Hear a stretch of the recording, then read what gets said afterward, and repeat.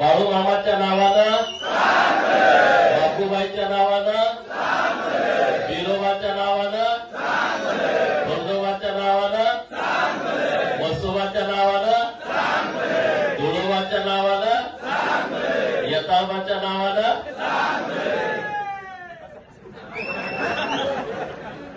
चांगलं भलं म्हणजे सगळ्यांचं चांगलं कर, सगळ्यांचं भलं कर. बहुजनाची भूमिका अशी असते. माझं एकट्याचं नाही, सगळ्यांचं चांगलं कर म्हणजे चांगलं भलं. आज कळंबोलीमध्ये बऱ्याच दिवसांना असा आपला कार्यक्रम होतोय.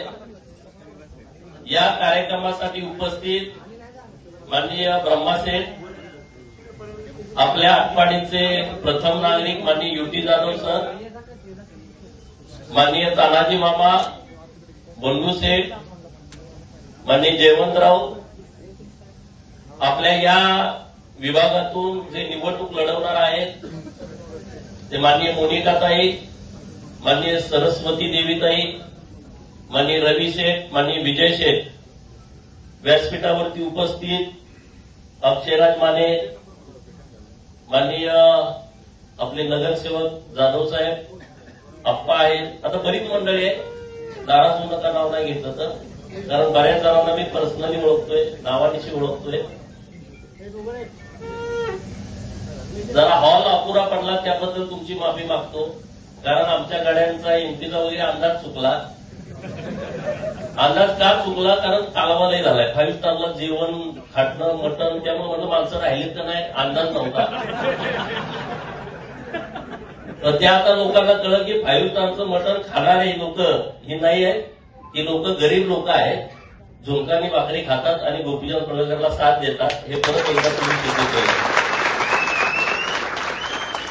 गोपीचंद पडळकर तुम्हाला 7 स्टारला जेवण देऊ शकत नाही, पण 7 स्टारचा सन्मान आणि स्वाभिमान मिळवून देऊ शकतो.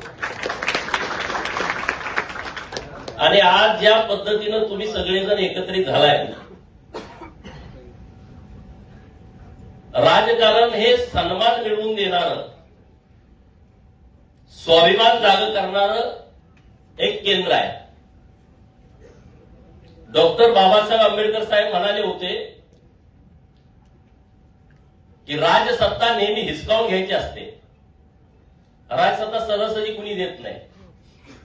लग्नात जो नवरदेवासाठी सिंहासन ठेवलेलं असतं त्याच्यावर आपल्याला बसू देतात फोटो वगैरे काढायला, परंतु सत्तेच्या खुर्चीमध्ये कुणी सहजासहजी बसू देत नाही. एक तर ती हिसकावून घ्यावी लागते, नाहीतर सत्तेवर जो कोणा त्याला लाट घालून बाजूला करावा लागतो. त्याच्याशिवाय दुसरा कुणी पर्याय आपल्याजवळ असू शकत नाही. तुम्ही ती लोक आहात की ज्यांनी तुम्हाला 10,000 जरी पगार असला तर त्यातले 5,000 गोपीचंद पडळकरसाठी पडत्या काळात खर्च केलेले आहेत.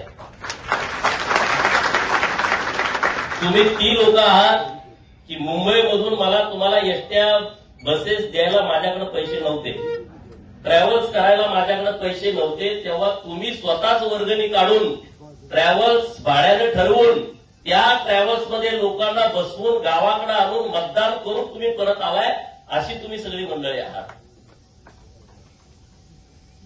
त्यामुळं ज्यांनी त्यांच्या पगारातलं 5,000 रुपये गोपीचंद पडळकरसाठी खर्च केले, ते कुणाच्या तरी 5,000साठी गोपीचंद पडळकरचा अपमान करणार नाहीत, इतकी क्षमता लोकांच्यामध्ये आहे, इतकी ताकद लोकांच्यामध्ये आहे. आणि आज सगळी परिस्थिती बदलली आहे. महाराष्ट्रामध्ये देवेंद्र फडणवीस नावाचा एक निष्कलंक चारित्र्य संपन्न मुख्यमंत्री महाराष्ट्राला लाभला आहे. जो माणूस या महाराष्ट्राचं हित जोपासतोय, या महाराष्ट्रातल्या 18 पगड जातीला, बहुजनांना, गोरगरिबांना, उपेक्षितांना, वंचितांना न्याय देतोय, त्यांच्यासाठी योजना तयार करतोय. नुसत्या योजना तयार करत नाही, त्या योजनांची अंमलबजावणी करतोय. असा खमक्या नेता महाराष्ट्राला लाभलाय. या नेत्याच्या पाठीमागे आपल्या सगळ्यांना ठामपणे उभं राहायचं आहे. भारतीय जनता पार्टीच्या नेत्याच्या पाठीमागे आपल्याला ठामपणे उभं राहायचं आहे. आज गावाकडे पाणी आलं, कुणामुळे आलं? गावाकडे पाणी आमदारांच्या मुळे नाही आलं. आम्ही तिथे प्रतिनिधी आहोत. आज पश्चिम महाराष्ट्रातला, मराठवाड्यातला दुष्काळ कुणी हटवला, कुणी योजना आणल्या? तर त्या माणसाचं नाव आहे माननीय देवेंद्र फडणवीस. एकच माणूस आहे की ज्या माणसामुळे आपलं आता भविष्य बदललं आहे. आणि म्हणून मी देवाभावना मागच्या 8 दिवसापूर्वी भेटलो होतो. मी त्यांना अशी विनंती केली होती की तुम्ही आम्हाला कळमोलीला किंवा कामोट्याला एक दिवसाचा म्हणजे 1 तासा 1.5 तासाचा आम्हाला वेळ द्या की आम्हाला तुम्हाला धन्यवाद द्यायचा आहे. म्हणजे काय कार्यक्रम आहे नेमका? मी म्हणलं जी आमची गावाकडची लोक आहेत पण पोटाचं खळगं भरण्यासाठी मुंबईमध्ये आहेत, परंतु गावाकडे तुम्ही पाणी दिलं, गावाकडे तुम्ही रस्ता दिला, गावाकडे तुम्ही चांगली शाळा दिली, गावाकडे चांगले दवाखाने दिले, गावातल्या सरपंचांना, गावातल्या पोलीस पाटलाला, कोतवालाला, रोजगार सेवकाला, आशा वर्करला, अंगणवाडी ताईला, शिक्षण सेवकाला, जो कॉन्ट्रॅक्ट बेसवरती ग्रामसेवक होता त्याला मानधन वाढवलं. म्हणजे गावासाठी तुम्ही केलंय. त्या गावाकडच्या लोकांच्या वतीनं धन्यवाद देवेंद्रजी म्हणून आम्हाला एक कार्यक्रम मुंबईमध्ये घ्यायचा आहे आणि त्या कार्यक्रमाला तुम्ही आम्हाला वेळ द्यावी. माननीय मुख्यमंत्री महोदयांनी मान्य केलंय की तुम्हाला मी वेळ देतो. घ्यायचा का कार्यक्रम मुख्यमंत्री महोदयांचा? म्हणजे किमान 10-15 हजार लोक पाहिजेत तुम्ही, तर मुख्यमंत्री महोदयांचा कार्यक्रम आपल्याला येत्या 8 दिवसात घेता येईल. तुम्ही जर हो म्हणला तर मी माननीय मुख्यमंत्री महोदयांच्याकडे विनंती करेन आणि आपण ते केलं पाहिजे. मित्रांनो, गावाकडे जाता जाता कुणाच्या खाटा लागत नाही. आपण करा, सगळं गुळगुळीत रस्ते आहेत, डांबरी रस्ता आहे, सिमेंटचे रस्ते आहेत. हे कसं काय शक्य आहे? हे शक्य होतं? मी 4 तासात मुंबईत येतो, तुम्ही पण मुंबईत येता. पनवेलला किती वेळात येता? पहिला आम्ही लहानपणी मी सगळ्यांना सोडायला जायचो सायकलवर. तुम्हाला माहिती आहे लहानपणी मुंबईला सोडायला जायचं म्हणलं तर 20 रुपये मिळायचे, म्हणून आपण सगळ्यांना सोडायला जायचो एसटी पर्यंत. माणूस यायचा म्हणलं इकडून परळ खर्चून आमची गाडी होती, आज निघाली तर दुसऱ्या दिवशी संध्याकाळी यायची. त्यामुळे काय झालं तर ते म्हणले खंडाळ्याच्या घाटात अडकले, तिथं ट्रॅफिक लागलं होतं म्हणून 2-2 दिवस लोक गावाकडे येत नव्हती. आता ती परिस्थिती आहे का? आता ती परिस्थिती नाही आहे. आपण गावाकडे गेलो काय आलो काय कळत पण नाही. मला तर लोक अनेक वेळा होते खोटं बोलतोय काय, मला कसं पण मी म्हणतो मुंबईत आहे आणि परत संध्याकाळी मी गावाकडे असतो. तुम्ही दुपारी मुंबईत होता, अरे झाले 4 तासात गावाकडे येते ना. इतकं डेव्हलपमेंट माननीय मुख्यमंत्री महोदयांच्या नेतृत्वात झालंय. योजना आल्या, ओबीसींच्यासाठी योजना आल्या. आज ओबीसीची मुलं शिकतायत, गरीब मराठ्यांची पोरं शिकतायत, धनगर समाजाच्या पोरांच्यासाठी योजना आल्या सरकारच्या माध्यमातून. आज 10,000 पोरांना नामांकित इंग्रजी मीडियमच्या शाळेमध्ये धनगर समाजाच्या मुलांना ऍडमिशन दिलं जात आहे आणि त्याची सगळी फी सरकार भरत आहे. 1 रुपया सुद्धा तुम्ही भरायचं नाही. आज ज्या मुलांना वसतिगृहात ऍडमिशन मिळत नाही, जी मुलं मुंबईत शिकतायत, मुंबई, ठाणे, नवी मुंबई, मेट्रो सिटी आहे, नागपूर, नाशिक, पुणे, पिंपरी चिंचवड, इथं जी धनगर समाजाची 12वीच्या नंतरची मुलं शिक्षण घेत आहेत, व्यावसायिक शिक्षण घेत आहेत, ज्यांना वसतिगृहात ऍडमिशन मिळत नाही, अशा मुलांना 61,000 रुपये आपण खात्यावरती देतोय. अशी एक चांगली योजना आपल्या सरकारनं आणलेली आहे धनगर समाजासाठी आणि तीच योजना ओबीसीच्या समाजाच्या मुलासाठी. आपल्या पोरांनी माहिती करून घेतलं पाहिजे. पोरं फॉर्म भरत नाहीत. एका जिल्ह्याला 600 मुलांना ही योजना लागू आहे. 36 जिल्ह्यामध्ये 21,000 किती होते बघा, 21,600 होत असतील. आकडा मागं पुढे होईल, मी काय गणिताचा तज्ञ आहे, तुम्ही बघून घ्या. 21,000 मुलांना आपण पैसे देतोय धनगर समाजाच्या, 21,000 मुलांना देतोय पैसे ओबीसीच्या. धनगर समाजासाठी एक योजना आणली. आदिवासी समाजाला ज्या पद्धतीनं सूतगिरणी मिळते तशा पद्धतीची सूतगिरणी तुमच्यासाठी आणली आहे. आता ते 138 कोटी रुपयावर गेलाय. त्याचं टोटल इस्टिमेट 138 कोटी पैकी 95% रक्कम सरकार देत आहे. तुम्ही फक्त 5% रक्कम भरायची आहे. तुम्ही सुद्धा सूतगिरणी काढू शकता. त्यातल्या कोणाला वाटत असेल की गावाकडे 10 एकर ज्याच्याकडे जागा आहे आणि त्यांना सूतगिरणी काढायची आहे, अशी धनगर समाजाची 50 सभासद एकत्र येऊन तुम्हाला सूतगिरणी काढता येते. दुसऱ्याची सूतगिरणी बघायची आवश्यकता नाही. तुम्ही सुद्धा चेअरमन होऊ शकता. तुम्ही सुद्धा व्हील चेअरवरती बसू शकता. तुमचं सुद्धा केबिन असेल, तुम्ही सुद्धा बेल वाजवून शिपायाला बोलवू शकता. करा तुम्ही.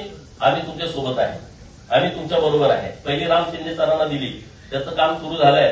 आता महाराष्ट्रातल्या बऱ्याच मुलांनी प्रस्ताव सादर केलेले आहेत. तशा पद्धतीचा प्रस्ताव पण आता एक आठवडीत सादर करतोय.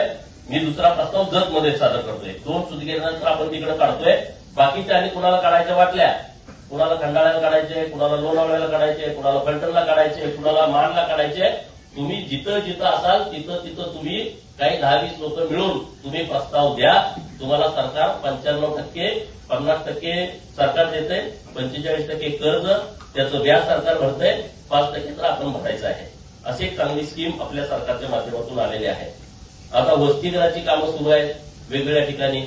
ओबीसींची 72 वसतिगृह झाली, एक मुलांच्यासाठी एक मुलींच्यासाठी. मराठा समाजाची 72 वसतिगृह झाली, एक मुलींच्यासाठी एक मुलांच्यासाठी. असे अनेक योजना राज्य सरकारच्या माध्यमातून आले आणि ते देवेंद्र फडणवीस साहेबांच्यामुळे आले. अहिल्यादेवींच्या जयंतीचं त्रिशताब्दी वर्ष होतं. मला मागे कार्यक्रमाला बोलावलं होतं तुम्ही कळवळीत सुधागडच्या शाळेमध्ये. अरे अहिल्यादेवींचा सन्मान भारतीय जनता पार्टीच्या नेतृत्वाने जितका केला तितका कुणीच केला नाही, कधीच केला नाही. त्यांनी कधी विषय पण घेतला नाही. आज एवढे अहिल्यादेवींच्या नावाचे कार्यक्रम झाले देशभर. तुम्ही 31 मेच्या आधी 10 दिवस आणि नंतर 10 दिवस तुम्ही सगळ्यांची फेसबुक चेक करा, ट्विटर चेक करा, इन्स्टा चेक करा. सगळ्या राज्याचे मुख्यमंत्री, देशातल्या प्रत्येक मुख्यमंत्री आणि त्यांचं सगळं मंत्रिमंडळ नरेंद्र मोदी साहेबांनी कामाला लावलं होतं की तुम्ही एकच काम करा की पुण्यश्लोक अहिल्यादेवी होळकर यांच्या जयंतीचं त्रिशताब्दी वर्ष तुम्ही साजरं करा.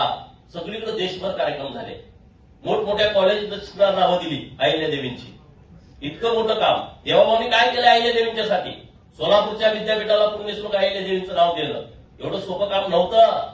आपल्याला त्याचा सन्मान नाही, स्वाभिमान नाही, लाचारासारखं आपण वागतो. एका विद्यापीठाला नाव दिलं. मराठवाडा विद्यापीठाचं नाव देताना काय झालं होतं बघा, इतिहास काढून बघा. तुम्हाला आता सर्च करता येईल गुगलवरती. किती लोक मेली त्यामध्ये, किती आंदोलनं झाली, किती महिलांच्या वरती अत्याचार झाला, किती दलित वस्त्या जाळल्या गेल्या.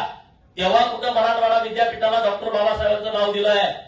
सोलापूर विद्यापीठ 2004ला झालं आणि तिथून लोक म्हणायची की अहिल्यादेवींचं नाव द्या, अहिल्यादेवींचं नाव द्या. कुणी नाव दिलं नाही. राज्याचे मुख्यमंत्री देवाभाऊनी 2019च्या मार्च महिन्यामध्ये पुण्यश्लोक अहिल्यादेवी होळकर सोलापूर विद्यापीठ हे सोलापूर विद्यापीठाला नाव दिलं. मित्रांनो, इतकं मोठं काम त्यांनी केलंय. आज सोलापूर विद्यापीठाच्या प्रांगणात त्या अहिल्यादेवींचा पूर्णाकृती पुतळा बसवलाय. आता मी मुख्यमंत्री महोदयांच्याकडे वेळ मागतोय उद्घाटनाला, लोकार्पणाला. अहमदनगरचं नाव बदलून अहिल्यानगर करणं साधी गोष्ट आहे का सांगा? राज्याचा सगळ्यात मोठा जिल्हा आहे, सगळ्यात जास्त प्रस्थापित या जिल्ह्यामध्ये आहेत, सगळ्यात जास्त कारखाने त्या जिल्ह्यामध्ये आहेत. अशा जिल्ह्याचं नाव बदलून 1 वर्षाच्या आतमध्ये अहिल्यानगर हे सरकारनं आपल्या केलंय. त्यामध्ये देवेंद्र फडणवीस साहेबांचा सिंहाचा वाटा आहे. मित्रांनो, मानपूरला अहिल्या भवनचं काम सुरू आहे. 42 कोटी रुपये दिले सरकारनं. 22 वेगवेगळी खाती त्या कार्यालयातनं चालणार आहे.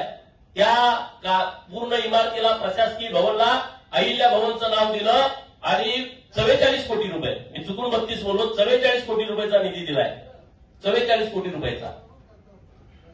अहिल्यानगरला नवीन एक मेडिकल कॉलेज मंजूर केलं सरकारनं अहिल्यानगर आता. आणि त्या मेडिकल कॉलेजला पुण्यश्लोक अहिल्यादेवी होळकर शासकीय वैद्यकीय महाविद्यालय अहिल्यानगर नाव घोषित करून टाकलं अगोदरच. 2000 कोटी रुपयाचं ते कॉलेज आता उभा राहत आहे. तिथंच एक आयटीआय कॉलेज केलंय, त्याला पण अहिल्यादेवींचं नाव दिलंय. बारामतीच्या मेडिकल कॉलेजला अहिल्यादेवींचं नाव देणं हा तर महाराष्ट्रातला क्रांतिकारी निर्णय आहे की शासकीय वैद्यकीय महाविद्यालयाला पुण्यश्लोक अहिल्यादेवी होळकरांचं नाव दिलं आणि एका तासाच्या आतमध्ये निर्णय केला आणि चौंडीतून आम्हाला बाहेर पडेपर्यंत हातामध्ये आपल्या ऑर्डर आली की बारामतीच्या शासकीय वैद्यकीय महाविद्यालयाला पुण्यश्लोक अहिल्यादेवी होळकर शासकीय वैद्यकीय महाविद्यालय नाव पण देऊन टाकलं. महाराष्ट्रामध्ये जेवढी मंदिरं आहेत मोठी, तीर्थक्षेत्र 400 मंदिरांना 5-5 कोटी रुपये.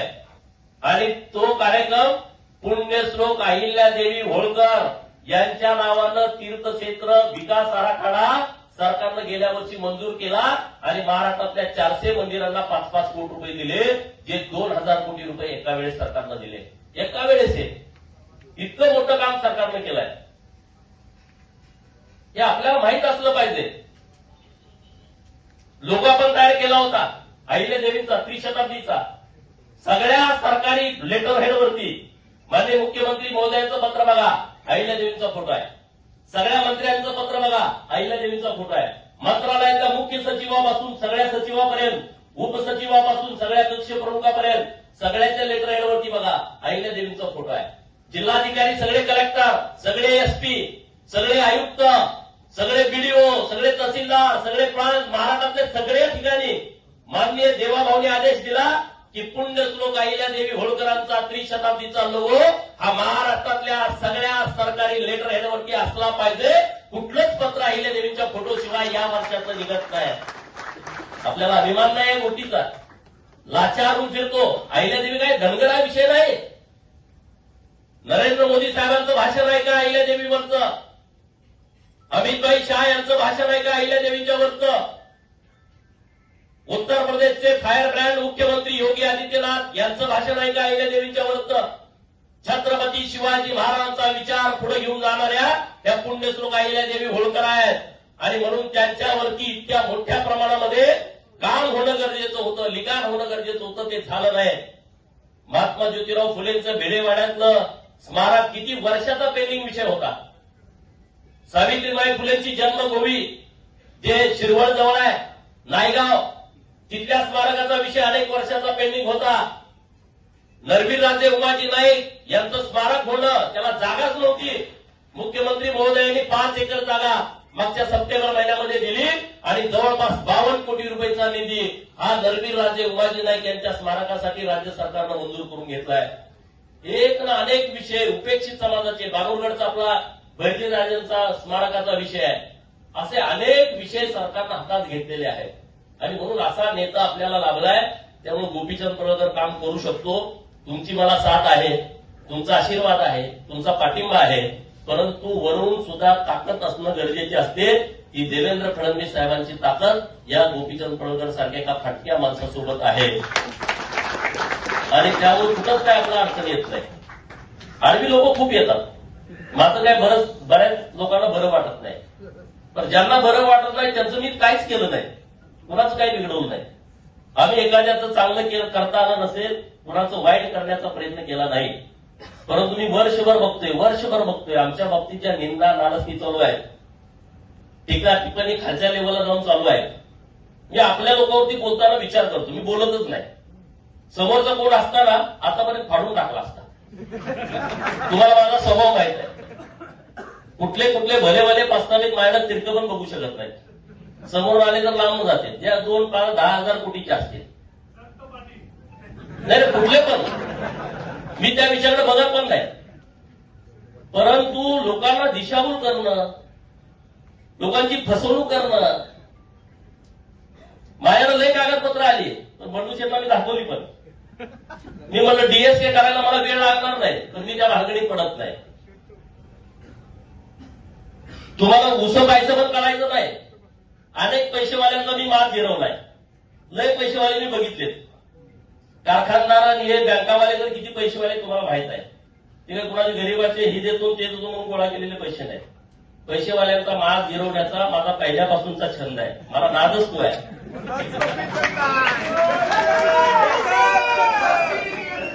आणि जेवढा मस्तवाल माणूस पूर्ण आला का मला इंटरेस्ट येतो काम करायला, मजा येते. मोठ्या माणसाला भेटण्यामध्ये आपल्याला ताकद येते. जेव्हा आपली लोक येतात कारण नसताना, तेव्हा वाईट वाटतं. ज्यांना भेटायचं त्यांना भेटू ना. उपेक्षित लोकांची बाजू मी सभागृहात घेतो.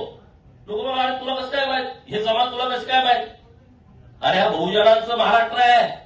मी परवा गोपाळ समाजाचा एक विषय सभागृहात मांडला. गोपाळ समाज एक मायनर समाज आहे, भटका समाज आहे. हजारो फोन आले मला, आमच्या समाजाचं नाव तुम्ही सभागृहात घेतलं. जरी नुसतं नाव सभागृहात घेतलं तरी समाजामध्ये आनंद होतोय, फटाकडे उडवते महाराष्ट्रामध्ये. म्हणजे किती विषमता आहे महाराष्ट्रात बघा, की माझ्या समाजाचं कुठल्या तरी एका आमदारानं विधानसभेमध्ये नाव घेतलं तरी सुद्धा आम्हाला आनंद होतोय, असे म्हणणारे हजारो समाज आपल्या महाराष्ट्रात आहेत. 1, 2, 3, 4, 5 म्हणत नाही मी, असे हजारो समाज इथं आहेत महाराष्ट्रामध्ये. त्यांचा जो प्रश्न मिटायचा लांब, पण त्यांना नुसतं आमचं नाव घेतलं तरी आनंद होतोय. एवढी मोठी विषमता, एवढी मोठी तफावत आपल्या महाराष्ट्रामध्ये आहे. त्यामुळे आपली जबाबदारी आहे, आपण आपल्या बरोबर आपल्या सर्व बहुजनांच्या विषयावरती लक्ष दिलं पाहिजे, त्यांच्या प्रश्नाला वाचा फोडली पाहिजे. मी आज तुमच्याशी बोलत असताना अशी करोडो लोक महाराष्ट्रात आहेत, की ज्यांना स्वतःचं घर नाही, जे पालामध्ये राहतायत, जे भटकंती करतायत, जसा आपला समाज भटकंती करतोय असे शेकडो समाज भटकंती करतायत. त्यांचं रेशन कार्डला नाव नाही, त्यांचं मतदार यादीत नाव नाही, त्यांच्यात आधार कार्ड नाही, त्यांची पोरं शाळेत जात नाही, त्यांच्या जन्माचा दाखला नाही, म्हणून जातीचा दाखला मिळत नाही, जातीचा दाखला मिळत नाही म्हणून शाळा शिकले तरी नोकरी मिळत नाही. असे असंख्य प्रश्न लोकांचे आहेत. या सगळ्या लोकांच्या प्रश्नाची सोडवणूक करण्यासाठी तुम्ही जे मला पाठबळ दिलंय आणि तुम्हाला सुद्धा अभिमान वाटेल असं आम्ही काम करतोय. तुम्हाला कधी अपमान वाटणार नाही आयुष्यात पुढं. आणि आम्ही गोपीचंद पडळकर बरोबर गेलो, आम्ही भाजपा बरोबर गेलो आणि आम्हाला अपमान होतोय याची काळजी मी आयुष्यभर घेईन की कधी तुम्हाला अपमानित व्हावं लागणार नाही, कुठंच तुम्हाला त्याचा पश्चाताप होणार नाही.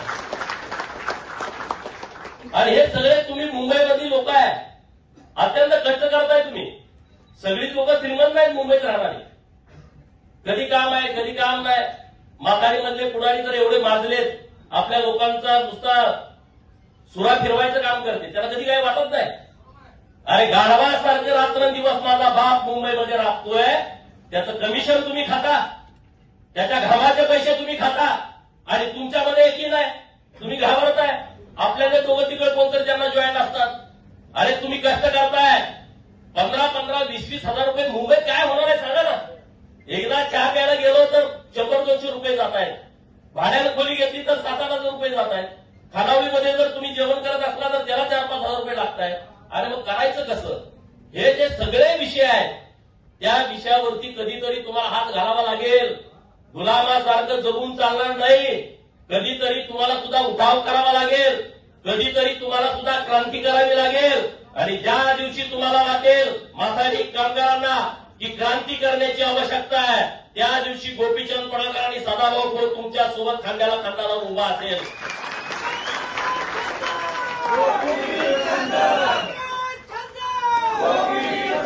आणि हा विषय खूप मोठा आहे, लाखो लोकांचा विषय आहे. आमची इच्छा आहे या विषयात यायची, कमिशन खाण्यासाठी नाही, अजिबात काही गरज पण नाही.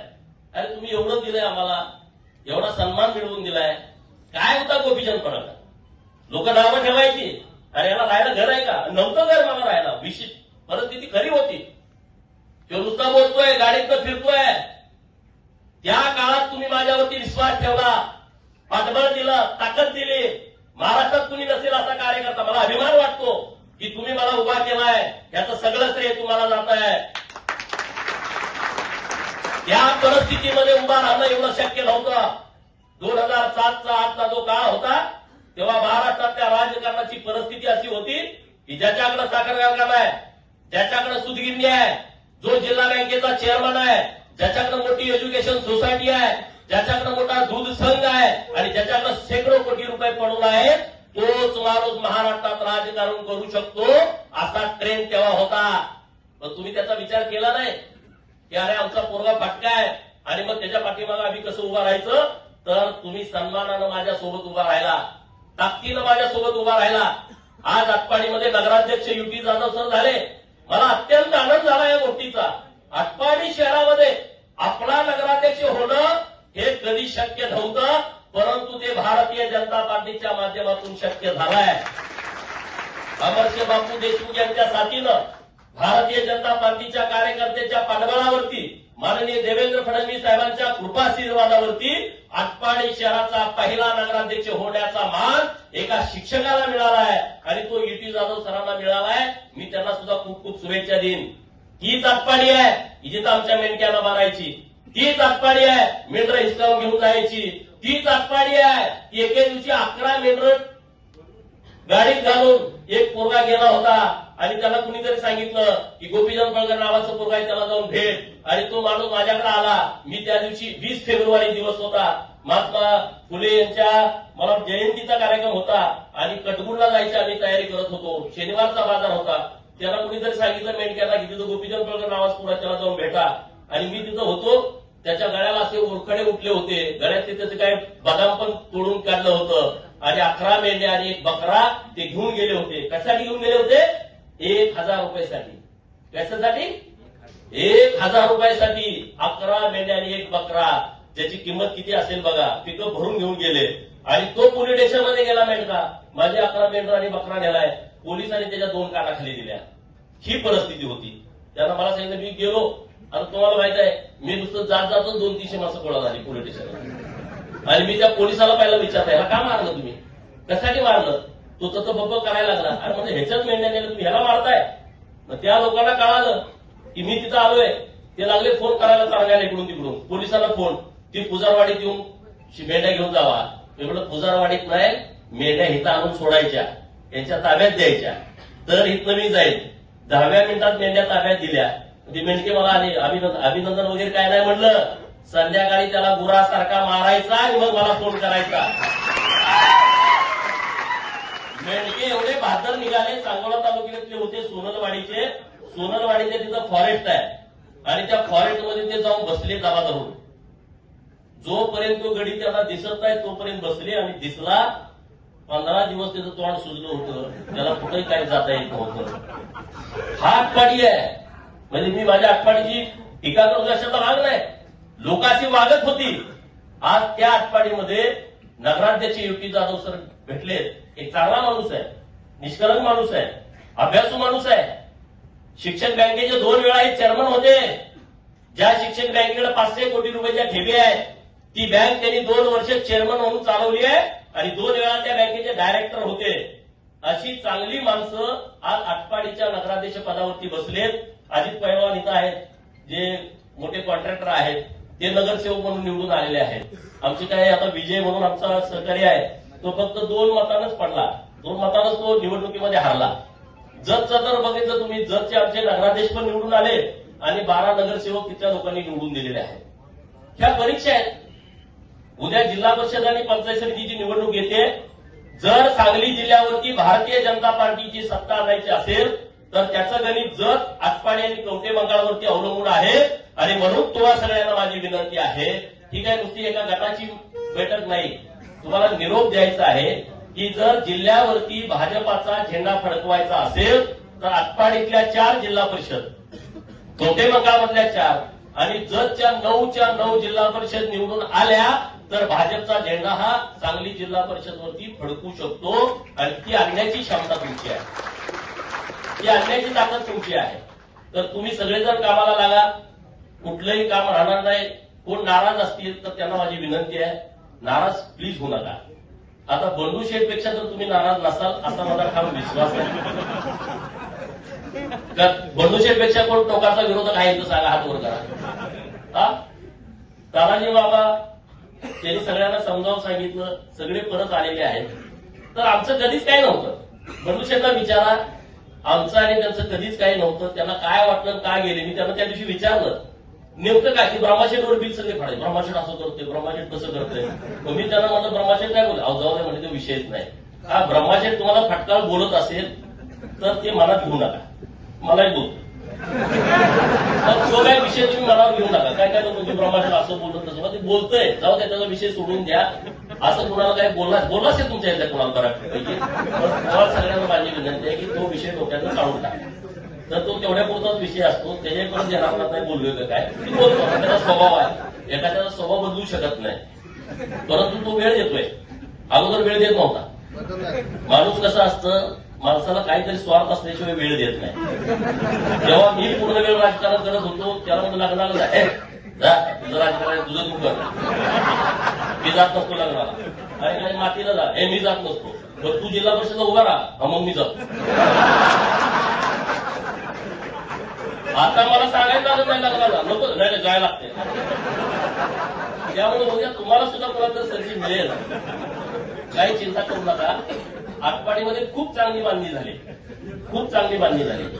जे विरोधामध्ये लोक आहेत त्यांना माझी विनंती आहे की माझी जिरवायची म्हणून तुम्ही या भानगडीत कृपया पडू नका. माझा जिरवणारा जन्माला यायचा आहे. तुम्ही यात तुमचा वेळ वाया घालू नका. तुम्हाला जर काही राजकारण करायचं असेल नक्की आम्ही तुमचा सन्मान करू. अनेक वाटा आहेत, अनेक संधी आहेत. गावागावात सुद्धा आपल्या लोकांच्याकडे गटकट आहे. याही लोकांना माझी विनंती आहे, विकासाच्या दृष्टिकोनातून मी फक्त 4 वर्षाचा विधान परिषदेचा आमदार आहे. किती मला संधी मिळाली, फक्त 4 वर्ष. 14 मे 2020 कोविडचा काळ होता. मुंबईला कोणाला यायला परवानगी नव्हती. कलेक्टर साहेबांची परवानगी घेतल्याशिवाय मुंबईला येता येत नव्हतं, असा तो काळ होता. आणि ज्या दिवशी मी अर्ज भरायला झऱ्यातनं मुंबईला निघालो तेव्हा तानाजी बाबा मी वाटायला कुणी अडवलं नाही. 400 किलोमीटरमध्ये कुणी नाही. अशा काळामध्ये 20ला मला विधान परिषद दिली देवाभाऊनी, माझी शिफारस करायला कुणी नाही. बघा नेतृत्व कसं संधी देत आहे. 1 महिना अगोदर मला फोन आला होता. चंद्रकांत दादा प्रदेशाचे अध्यक्ष होते. गोपीचंद कुठं आहेस? मी तेव्हा कोल्हापुरात होतो. गावाला जा आणि कागदपत्र तयार ठेव. मी म्हटलं काय करायचं आहे? तर तुला राज्यसभेचा खासदार करायचा आहे. माझ्या ऑटोमॅटिक डोळ्यात धारा आल्या. माझी मागणी नाही, माझी शिफारस करायला कुणी माणूस नाही.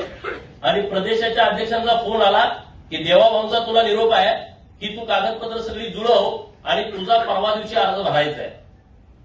आणि संध्याकाळी अमित भाईंच्याकडे शेवटची चर्चा आहे. माझ्या डोळ्यात धारा लागल्या. मी एकटाच होतो त्या दिवशी गाडीत. मग मी फोन केला सरपूर्जीला की असं आपल्याला फोन आलाय. कागद म्हणजे काय? आपली काय प्रॉपर्टी आहे का? काय कागद म्हणजे केसेस. बारामतीत किती आहे, आटपाडीत किती आहे, सांगलीत किती आहे, टेंबूच्या योजनेची केस. दुसरं काय आपल्याकडे काय माल आहे ना. तुम्हालाही माहित आहे. पुढच्या गाड्याला वाटतंय माल नाही म्हणून यांना काय नसतंय ते. आपली काय कागद म्हणजे हीच की प्रॉपर्टी आपली. आणि म्हणून कागद जुळवली. हे झालं काय फोन दुसऱ्या दिवशी आला नाही. दुसऱ्या दिवशी भागवत कराड साहेबांचं नाव आलं आणि ते परत केंद्रात मंत्री झाले. मी विचार केला, आनंद झाला की माझी पार्टी, माझी शिफारस नसताना, माझं कुणी सांगायला नसताना 1 जागा राज्यसभेची शिल्लक आहे.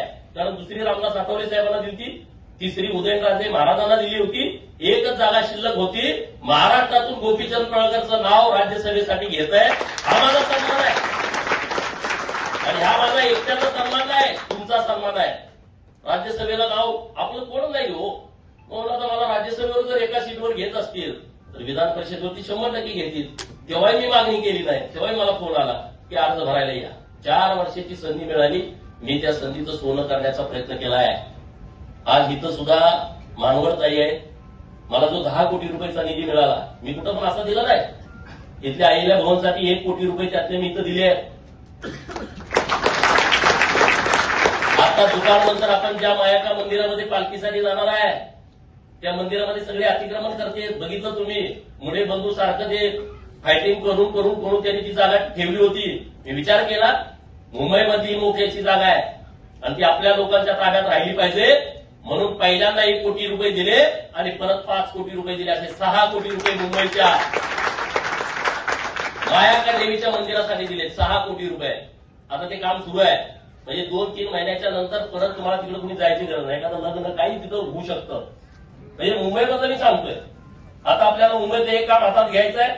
चर्च गेटला जो अहिल्या देवींचा पुतळा आहे तो पूर्णाकृती पुतळा बसवायचं काम आपल्याला हातामध्ये आता घ्यायचं आहे.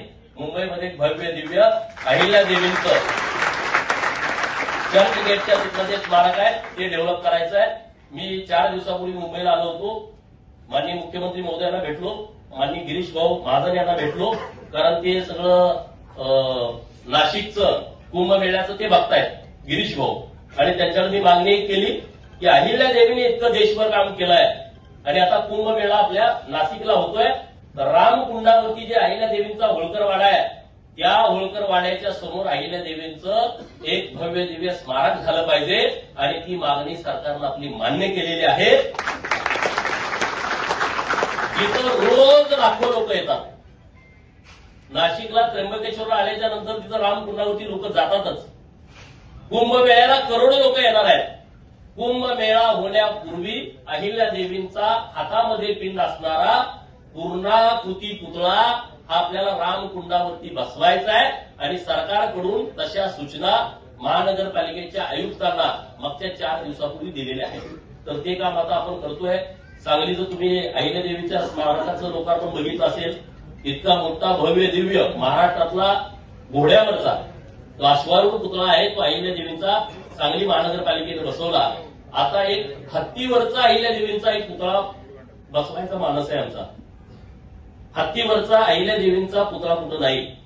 आणि अहिल्या देवी लढाईला जाताना एकदा हत्तीवरून गेल्या होत्या आणि म्हणून तो एक संदर्भ घेऊन अहिल्या देवींचं हत्तीवरचं चित्र नवीन तयार करून तशा पद्धतीचा एक पुतळा आपल्याला तयार करायचा आहे आणि त्याचंही काम आम्ही आता लवकर हातामध्ये घेतोय. असे अनेक विषय आपण हातामध्ये घेतोय करतोय.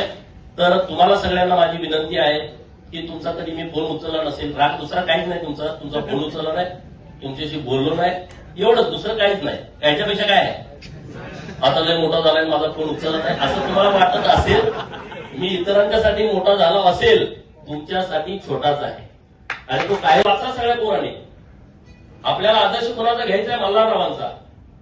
आपली पोरं म्हणते काय वाटणार, मग तुम्ही काय केलंच नाही, मुंबईत फ्लॅट नाही, आम्हाला कॉलेजला जायला गाडी नाही, तिकडे पोरं शायनिंग मध्ये येते, मग आम्हाला तुम्ही काहीच करून ठेवलं. असा करणार तो जर माताडीत असला बाप, तुला जगवला हेच नशीब बघ.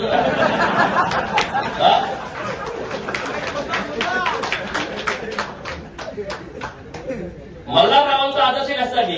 एका मेडिकलचा पोरगा, कुठला वारसा नाही, त्याला कुठलं प्रशिक्षण नाही, मेंढराचं प्रशिक्षण नाही, लढायचं असतं का? नाही. परंतु एक सामान्य पोरगा, मेंढपाळाचा पोरगा स्वतः मामाकडून प्रशिक्षण घेतो. नंदुरबारला मामा, ते कसं लग्न ठरवलं त्या काळात तुला असतो. आता नंदुरबारला जाणं आपल्याला होत नाही, त्या काळात कशी लोक जात असतील. तेव्हा फेसबुक नव्हतं, व्हॉट्सअप नव्हतं. फेसबुकवरती पूर्वी लग्न ठरलं असं काय नाही ना त्या काळामध्ये. म्हणजे बघा ना, फलटण कुठं आणि नंदुरबार कुठं. त्यांचे मामा नंदुरबारला होते, तळोजा. मामाकडून ते शिकले महत्वाकांक्षा कशी असावी. त्यांना पंतप्रधान व्हायचं होतं मल्हाररावांना, म्हणजे पेशव्यांच्या जागी मीच होणार असं त्यांच्या मनामध्ये होतं. परत त्यांच्या लक्षात आलं की हे जरा होणं शक्य नाही. प्रचंड धुरंधर होते, मग ते सुभेदार झाले आणि हा सगळा प्रांत त्यांच्या ताब्यात होता, सुभेदार मल्हाररावांचा. म्हणजे इथून अटक कटक पर्यंत जायचे, म्हणजे अफगाणिस्तानच्या बॉर्डर पर्यंत. 2-2, 4-4 महिने नुसती घोडी सोनं हे चालायला असायचे, एवढं नुसता दरारा होता. एकदा ते जयपूरला जाणार होते, तिथल्या राजाने आत्महत्या करून घेतली. मल्हारराव येणार म्हटलं. इतका धसका होता, असा धसका तुमचा पाहिजे. नुसतं येणार आहे म्हटलं तर गादीवर कुणाला बसवायचं ते ठरवायचे सगळे. उत्तर भारतामध्ये कुणाला गादी बसवायचंय, कुणाला काढायचंय, कुणाला काय करायचंय, असं इतकं त्यांचा दरार होता. आणि मग आपण म्हणतोय याचं काय होईल, त्याचं कसं होईल. मग आपण कसं काय मल्हाररावांचे मावळे असू शकत नाही ना. पण मल्हाररावांनी छत्रपती शिवाजी महाराजांचा विचार पुढे गेला. शिवाजी महाराजांचं निधन झालं 1680 ला, 1689 ला संभाजी महाराजांचं झालं आणि 1693 ला मल्हाररावांचा जन्म आहे. म्हणजे संभाजी महाराजांच्या जाण्यानंतर 4 वर्षानंतर मल्हाररावांचा जन्म आहे आणि 1725 ला अहिल्यादेवीचा जन्म आहे. तो सगळा जरा काळ अभ्यासून आपण सगळ्यांनी पुढे जाण्याची आवश्यकता आहे. आपल्या प्रत्येकाच्या घरामध्ये मल्हाररावांचा फोटो असला पाहिजे, यशवंतराव होळकरांचा फोटो असला पाहिजे, छत्रपती शिवाजी महाराजांचा, बाबासाहेबांचा, अहिल्यादेवीचा फोटो, महात्मा ज्योतिबा फुलेंचा फोटो असला पाहिजे. सगळ्या महापुरुषांचे. माझ्या ऑफिसला आल्यावर तुम्ही बघितलं ना, कोण सगळ्यांचे हे आपले आदर्श आहेत आणि त्यांच्या पावलावरती पाऊल टाकून आपण पुढे जाण्याचा जरी 1% प्रयत्न केला, आपल्या आयुष्यामध्ये काही कमी पडणार नाही, काही अडचण नाही. एवढंच या निमित्तानं बोलतो. तुम्ही इतक्या मोठ्या संख्येनं या बैठकीला आला त्याबद्दल मी तुमचं मनापासून आभार व्यक्त करतो. तुमचं मनात काही घेऊ नका, इकडं तिकडं करू नका.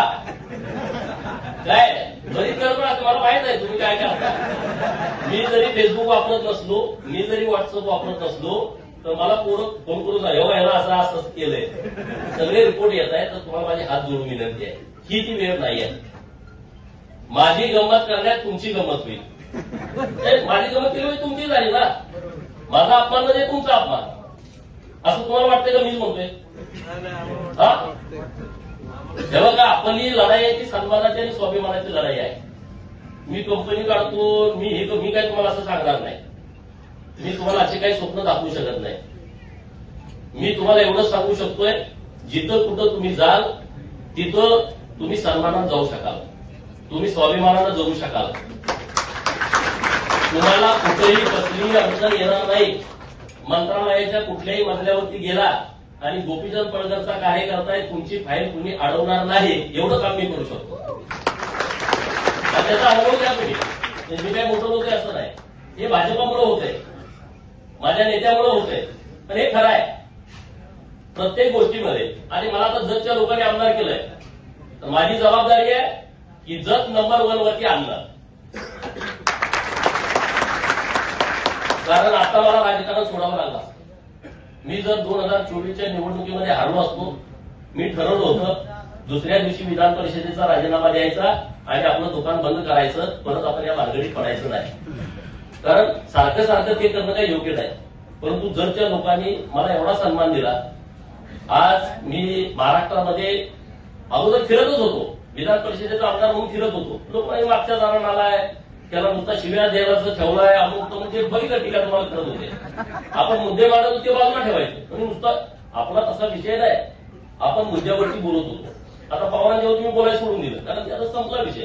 तो आपल्याकडे फार महत्वाचा विषय राहिला. खानापूर साहेब रागाने बघा तुम्ही, हे अजितदादाचे राष्ट्रवादीचे आहे. असं तो विषय आपला सोडून दिला. आपला तो आता विषय पूर्णपणे पुढे गेलेला आहे. आता परवा चॅनेलवाल्याचा फोन आला, पुढे आहे तुम्ही? मी म्हणलं जत नाही, तुम्ही 8 वाजता चर्चेला पाहिजे. कसली? ते दोन्ही पवार ऐकत. मला काय करायचं म्हणतो, एक होते, 2 होते, 3 होते, तिकडे कुणाला तर विचारा म्हणतो मी आता तो विषय सोडून दिलाय. माझ्यासाठी आता तो महत्वाचा विषय नाही. कुठं काय असलं तर मी मला काय करायचं म्हणतो. मी आता त्या विषयावर बोलत नाही म्हटलं, मी आता त्या विषयाकडे बघत नाही.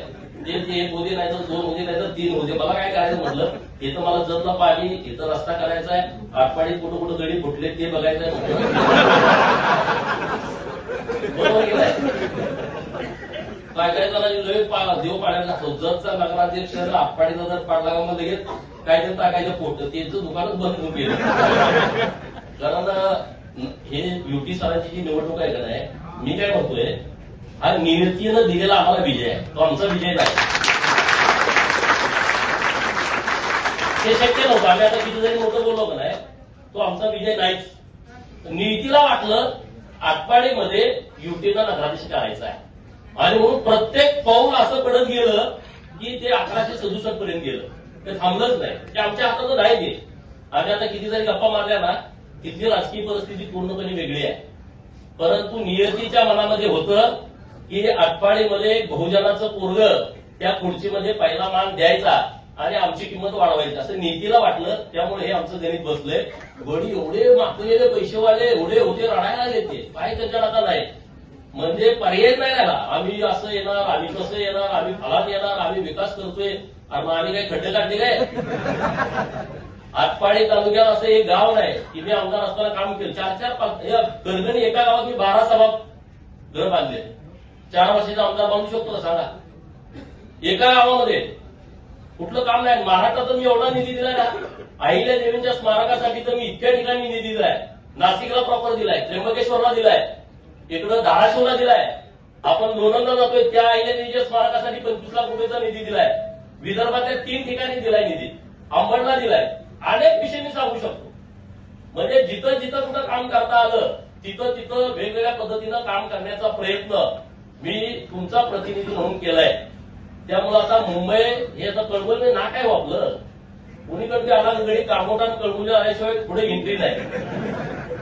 बरोबर की नाही? मुंबईचं नाक आहे आता. पूर्वी ते मालपूर असेल जुनं, आता हे मुंबईचं मेन नाक आहे, कळंबोली आणि कामोठा. त्यामुळे आपण सुद्धा एकदम सन्मानानं राहिलं पाहिजे, प्रामाणिक राहिलं पाहिजे.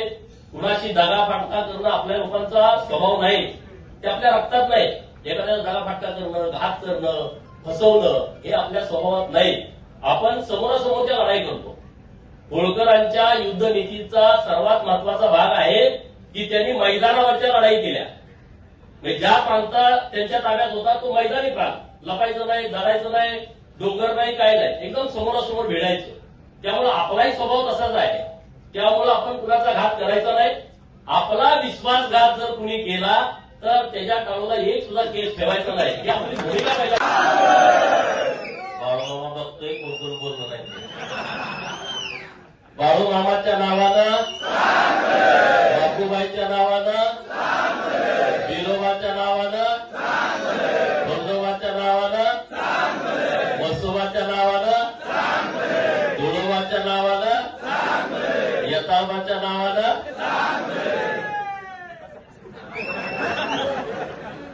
चांगलं भलं म्हणजे सगळ्यांचं चांगलं कर, सगळ्यांचं भलं कर. बहुजनाची भूमिका अशी असते. माझं एकट्याचं नाही, सगळ्याचं चांगलं कर म्हणजे चांगलं. आज कळंबोलीमध्ये बऱ्याच दिवसांना असा आपला कार्यक्रम होतोय. या कार्यक्रमासाठी उपस्थित माननीय ब्रह्मासेठ, आपल्या आटपाडीचे प्रथम नागरिक माननीय युटी जाधव सर, माननीय तानाजी मामा, बंडू सेठ, माननीय जयवंतराव, आपल्या या विभागातून जे निवडणूक लढवणार आहेत ते माननीय मोनिकाताई, माननीय सरस्वती देवीताई, माननीय रवी शेठ, माननीय विजय शेठ, व्यासपीठावरती उपस्थित अक्षयराज माने, माननीय आपले नगरसेवक जाधव साहेब, अप्पा आहेत. आता बरीच मंडळी आहे, नाराज होऊ नका नाव नाही घेतलं तर, कारण बऱ्याच जणांना मी पर्सनली ओळखतोय, नावानिशी ओळखतोय. जरा हॉल अपुरा पडला त्याबद्दल तुमची माफी मागतो, कारण आमच्या गाड्यांचा एमपीचा वगैरे अंदाज चुकला. अंदाज का चुकला? कारण कालवा लय झालाय. 5 स्टारला जेवण, खाटणं, मटण, त्यामुळे म्हणलं माणसं राहिलीत का नाही अंदाज नव्हता. तर त्या आता लोकांना कळलं की 5 स्टारचं मटण खाणारे लोक हे नाही आहेत, ही लोक गरीब लोक आहेत, झुणकानी भाकरी खातात आणि गोपीचंद पडळकरला साथ देतात. हे परत एकदा तुम्ही सिद्ध केलं. गोपीचंद पडळकर तुम्हाला 7 स्टारला जेवण देऊ शकत नाही, पण 7 स्टारचा सन्मान आणि स्वाभिमान मिळवून देऊ शकतो. आणि आज ज्या पद्धतीनं तुम्ही सगळेजण एकत्रित झालाय, राजकारण हे सन्मान मिळवून देणारं, स्वाभिमान जाग करणारं एक केंद्र आहे. डॉक्टर बाबासाहेब आंबेडकर साहेब म्हणाले होते की राजसत्ता नेहमी हिसकावून घ्यायची असते, राजसत्ता सहजासहजी कुणी देत नाही. लग्नात जो नवरदेवासाठी सिंहासन ठेवलेलं असतं त्याच्यावर आपल्याला बसू देतात फोटो वगैरे काढायला, परंतु सत्तेच्या खुर्चीमध्ये कुणी सहजासहजी बसू देत नाही. एक तर ती हिसकावून घ्यावी लागते, नाहीतर सत्तेवर जो कोणा त्याला लाट घालून बाजूला करावा लागतो. त्याच्याशिवाय दुसरा कुणी पर्याय आपल्याजवळ असू शकत नाही. तुम्ही ती लोक आहात की ज्यांनी तुम्हाला 10,000 जरी पगार असला तर त्यातले 5,000 गोपीचंद पडळकरसाठी पडत्या काळात खर्च केलेले आहेत. तुम्ही ती लोक आहात की मुंबईमधून मला तुम्हाला एसट्या बसेस द्यायला माझ्याकडे पैसे नव्हते, ट्रॅव्हल्स करायला माझ्याकडे पैसे नव्हते, तेव्हा तुम्ही स्वतःच वर्गणी काढून ट्रॅव्हल्स भाड्याने ठरवून त्या ट्रॅव्हल्समध्ये लोकांना बसवून गावाकडे आणून मतदान करून तुम्ही परत आलाय. अशी तुम्ही सगळी मंडळी आहात. त्यामुळं ज्यांनी त्यांच्या पगारातलं 5,000 रुपये गोपीचंद पडळकरसाठी खर्च केले ते कुणाच्या तरी 5,000साठी गोपीचंद पडळकरचा अपमान करणार नाहीत, इतकी क्षमता लोकांच्यामध्ये आहे, इतकी ताकद लोकांच्यामध्ये आहे. आणि आज सगळी परिस्थिती बदलली आहे. महाराष्ट्रामध्ये देवेंद्र फडणवीस नावाचा एक निष्कलंक चारित्र्य संपन्न मुख्यमंत्री महाराष्ट्राला लाभला आहे. जो माणूस या महाराष्ट्राचं हित जोपासतोय, या महाराष्ट्रातल्या 18 पगड जातीला, बहुजनांना, गोरगरिबांना, उपेक्षितांना, वंचितांना न्याय देतोय, त्यांच्यासाठी योजना तयार करतोय. नुसत्या योजना तयार करत नाही, त्या योजनांची अंमलबजावणी करतोय. असा खमक्या नेता महाराष्ट्राला लाभलाय. या नेत्याच्या पाठीमागं आपल्या सगळ्यांना ठामपणे उभं राहायचं आहे. भारतीय जनता पार्टीच्या नेत्याच्या पाठीमागं आपल्याला ठामपणे उभं राहायचं आहे. आज गावाकडे पाणी आलं, कुणामुळे आलं? गावाकडे पाणी आमदारांच्यामुळे नाही आलं. आम्ही तिथे प्रतिनिधी आहोत. आज पश्चिम महाराष्ट्रातला, मराठवाड्यातला दुष्काळ कुणी हटवला, कुणी योजना आणल्या, तर त्या माणसाचं नाव आहे माननीय देवेंद्र फडणवीस. एकच माणूस आहे की ज्या माणसामुळे आपलं आता भविष्य बदललाय. आणि म्हणून मी देवाभावना मागच्या 8 दिवसापूर्वी भेटलो होतो.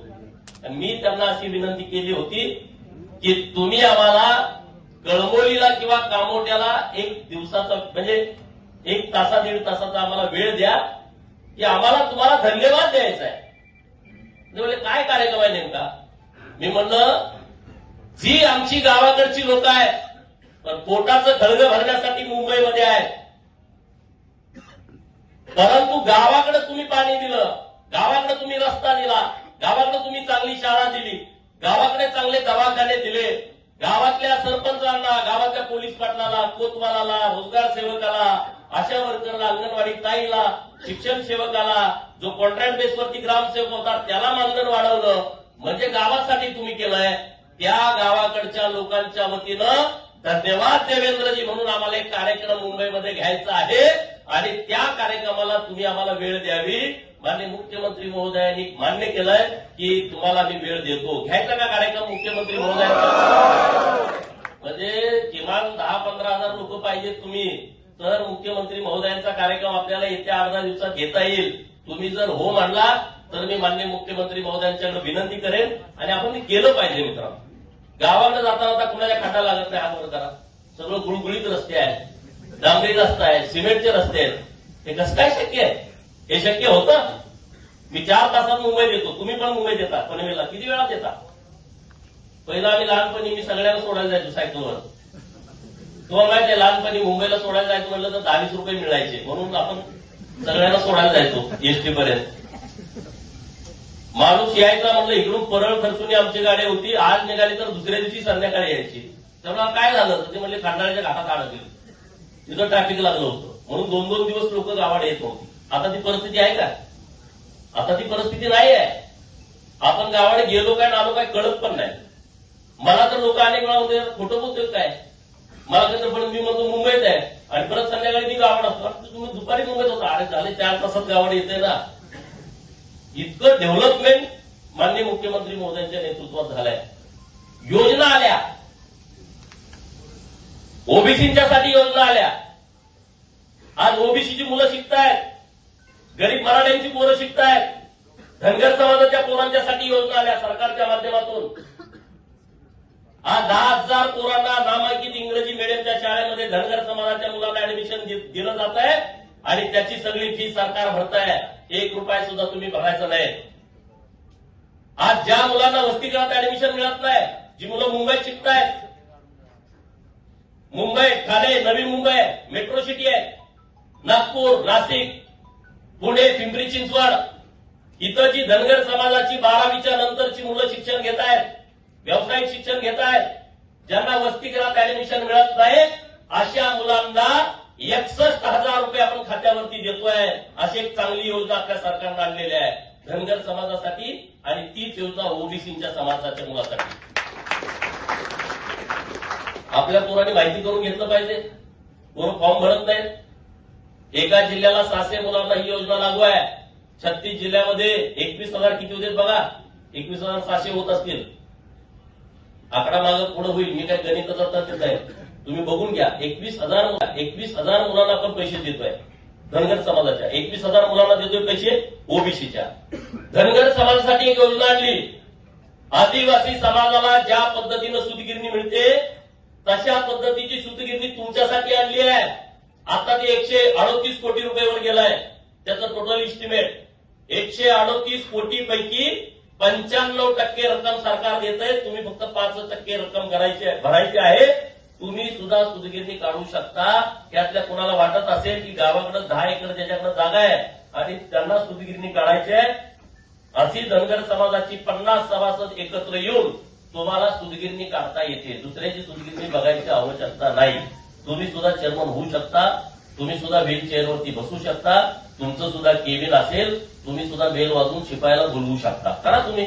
आम्ही तुमच्या सोबत आहे, आम्ही तुमच्या बरोबर आहे. पहिली राम शिंदे सरांना दिली, त्याचं काम सुरू झालंय. आता महाराष्ट्रातल्या बऱ्याच मुलांनी प्रस्ताव सादर केलेले आहेत. तशा पद्धतीचा प्रस्ताव पण आता एक आठवडीत सादर करतोय. मी दुसरा प्रस्ताव जतमध्ये सादर करतोय. 2 सूतगिरण्यांचं आपण तिकडे काढतोय. बाकीच्या आणि कुणाला काढायच्या वाटल्या, कुणाला खंडाळ्याला काढायचे, कुणाला लोणावळ्याला काढायचे, कुणाला फलटणला काढायचे, कुणाला मानला काढायचे, तुम्ही जिथं जिथं असाल तिथं तिथं तुम्ही काही 10-20 लोक मिळून तुम्ही प्रस्ताव द्या. तुम्हाला सरकार 95%, 50% सरकार देते, 45% कर्ज, त्याचं व्याज सरकार भरतंय, 5% तर आपण भरायचं आहे. अशी एक चांगली स्कीम आपल्या सरकारच्या माध्यमातून आलेली आहे. आता वसतिगृहाची कामं सुरू आहेत वेगवेगळ्या ठिकाणी. ओबीसींची 72 वसतिगृह झाली. एक मुलांच्यासाठी, एक मुलींच्यासाठी.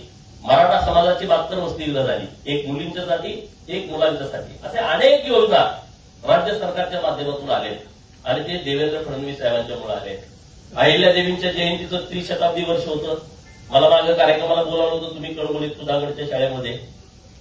अरे अहिल्यादेवींचा सन्मान भारतीय जनता पार्टीच्या नेतृत्वाने जितका केला तितका कुणीच केला नाही, कधीच केला नाही. त्यांनी कधी विषय पण घेतला नाही.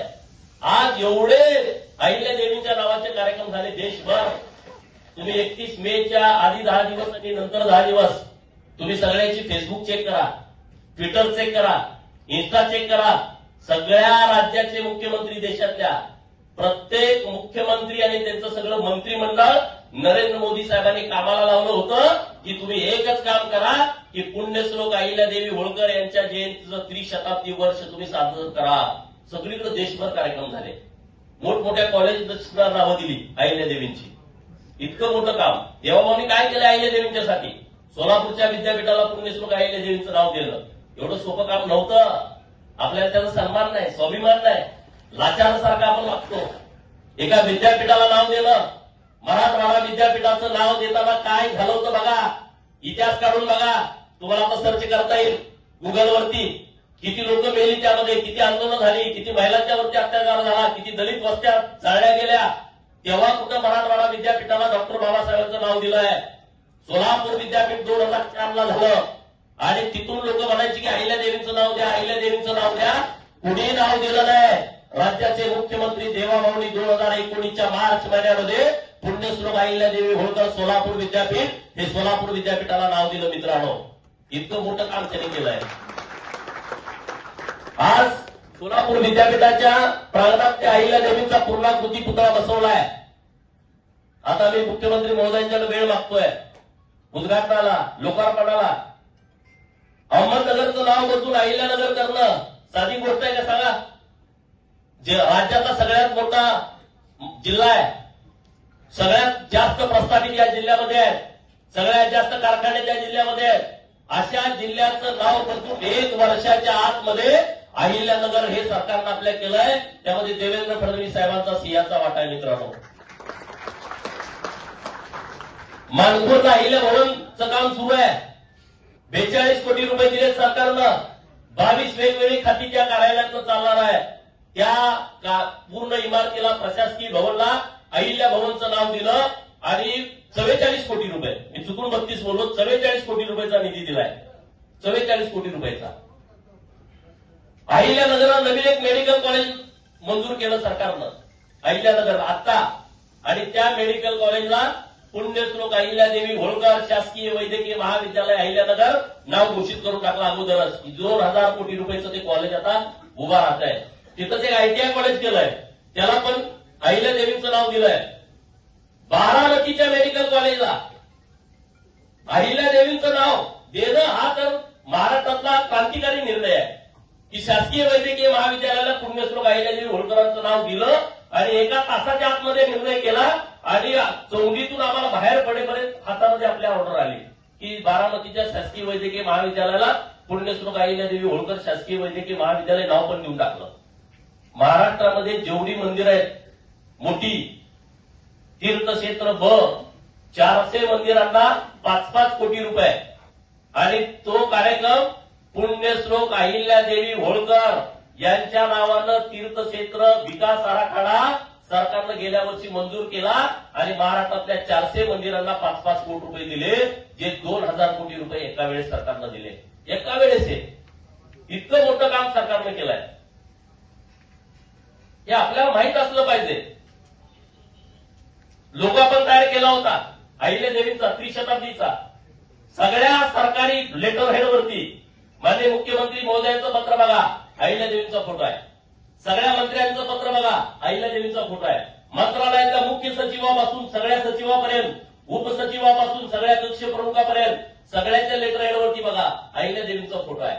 जिल्हाधिकारी, सगळे कलेक्टर, सगळे एसपी, सगळे आयुक्त, सगळे बीडीओ, सगळे तहसीलदार, सगळे प्रांत, महाराष्ट्रातले सगळ्या ठिकाणी माननीय देवाभाऊने आदेश दिला की पुण्यश्लोक अहिल्यादेवी होळकरांचा त्रिशताब्दीचा लोगो हा महाराष्ट्रातल्या सगळ्या सरकारी लेटर हेडवरती असला पाहिजे. कुठलंच पत्र अहिल्यादेवींच्या फोटोशिवाय या वर्षाचं निघत नाही. आपल्याला अभिमान नाही या गोष्टीचा. लाचार होऊन फिरतो. अहिल्यादेवी काय धनगर हा विषय नाही. नरेंद्र मोदी साहेबांचं भाषण आहे का अहिल्यादेवीवरचं? अमितभाई शाह यांचं भाषण आहे का अहिल्यादेवींच्यावरचं? उत्तर प्रदेशचे फायर ब्रँड मुख्यमंत्री योगी आदित्यनाथ यांचं भाषण आहे का अहिल्यादेवींच्यावरचं? छत्रपती शिवाजी महाराजांचा विचार पुढे घेऊन जाणाऱ्या त्या पुण्यश्लोक अहिल्यादेवी होळकर आहेत. आणि म्हणून त्यांच्यावरती इतक्या मोठ्या प्रमाणामध्ये काम होणं गरजेचं होतं, लिखाण होणं गरजेचं होतं, ते झालं नाही. महात्मा ज्योतिराव फुलेंचं भिडेवाड्यातलं स्मारक किती वर्षाचा पेंडिंग विषय होता. सावित्रीबाई फुलेंची जन्मभूमी जे शिरवळ जवळ आहे नायगाव, तिथल्या स्मारकाचा विषय अनेक वर्षाचा पेंडिंग होता. नरवीर राजे उमाजी नाईक यांचं स्मारक होणं, त्याला जागाच नव्हती. मुख्यमंत्री महोदयांनी 5 एकर जागा मागच्या सप्टेंबर महिन्यामध्ये दिली आणि जवळपास 52 कोटी रुपयाचा निधी हा नरवीर राजे उमाजी नाईक यांच्या स्मारकासाठी राज्य सरकारनं मंजूर करून घेतलाय. एक ना अनेक विषय उपेक्षित समाजाचे, बाबुरगडचा आपला बहिर्जीराजेंचा स्मारकाचा विषय आहे, असे अनेक विषय सरकारनं हातात घेतलेले आहेत. आणि म्हणून असा नेता आपल्याला लाभलाय. त्यामुळे गोपीचंद पडळकर काम करू शकतो. तुमची मला साथ आहे, तुमचा आशीर्वाद आहे, तुमचा पाठिंबा आहे. परंतु वरून सुद्धा ताकद असणं गरजेचे असते. की देवेंद्र फडणवीस साहेबांची ताकद या गोपीचंद पडळकर सारख्या एका फाटक्या माणसासोबत आहे. आणि त्यामुळे कुठंच काय आपला अडचण येत नाही. आडवी लोक खूप येतात, मात्र काय बऱ्याच लोकांना बरं वाटत नाही. पण ज्यांना बरं वाटत नाही त्यांचं मी काहीच केलं नाही, कुणाचं काही बिघडवलं नाही. आम्ही एखाद्याचं चांगलं करता आलं नसेल, कुणाचं वाईट करण्याचा प्रयत्न केला नाही. परंतु मी वर्षभर बघतोय आमच्या बाबतीत ज्या निंदा नालस्ती चालू आहे, ठिकाणी खालच्या लेवलला जाऊन चालू आहे. मी आपल्या लोकांवरती बोलताना विचार करतो, मी बोलतच नाही. समोरचा कोण असताना आतापर्यंत फाडून टाकला असता. तुम्हाला माझा स्वभाव माहित आहे. कुठले भले भले प्रस्तावित माझ्याकडे तिरकं पण बघू शकत नाही. समोर आले तर लांब जाते. त्या 2-10,000 कोटीचे असतील, नाही कुठले पण, मी त्या विषयाकडे बघत पण नाही.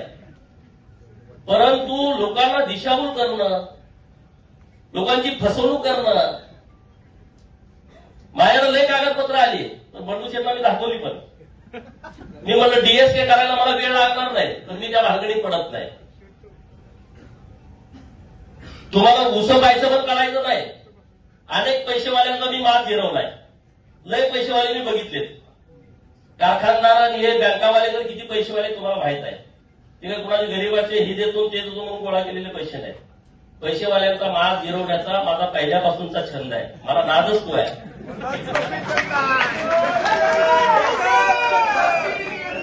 आणि जेवढा मस्तवाल माणूस पूर्ण आला का मला इंटरेस्ट येतो काम करायला, मजा येते. मोठ्या माणसाला भेटण्यामध्ये आपल्याला ताकद येते. पण जेव्हा आपली लोक येतात कारण नसताना, तेव्हा वाईट वाटतं.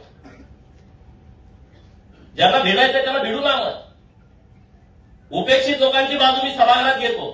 लोक मला तुला कसं काय माहित, हे समाज तुला कसं काय माहित. अरे हा बहुजनांचं महाराष्ट्र आहे. मी परवा गोपाळ समाजाचा एक विषय सभागृहात मांडला. गोपाळ समाज एक मायनर समाज आहे, भटका समाज आहे.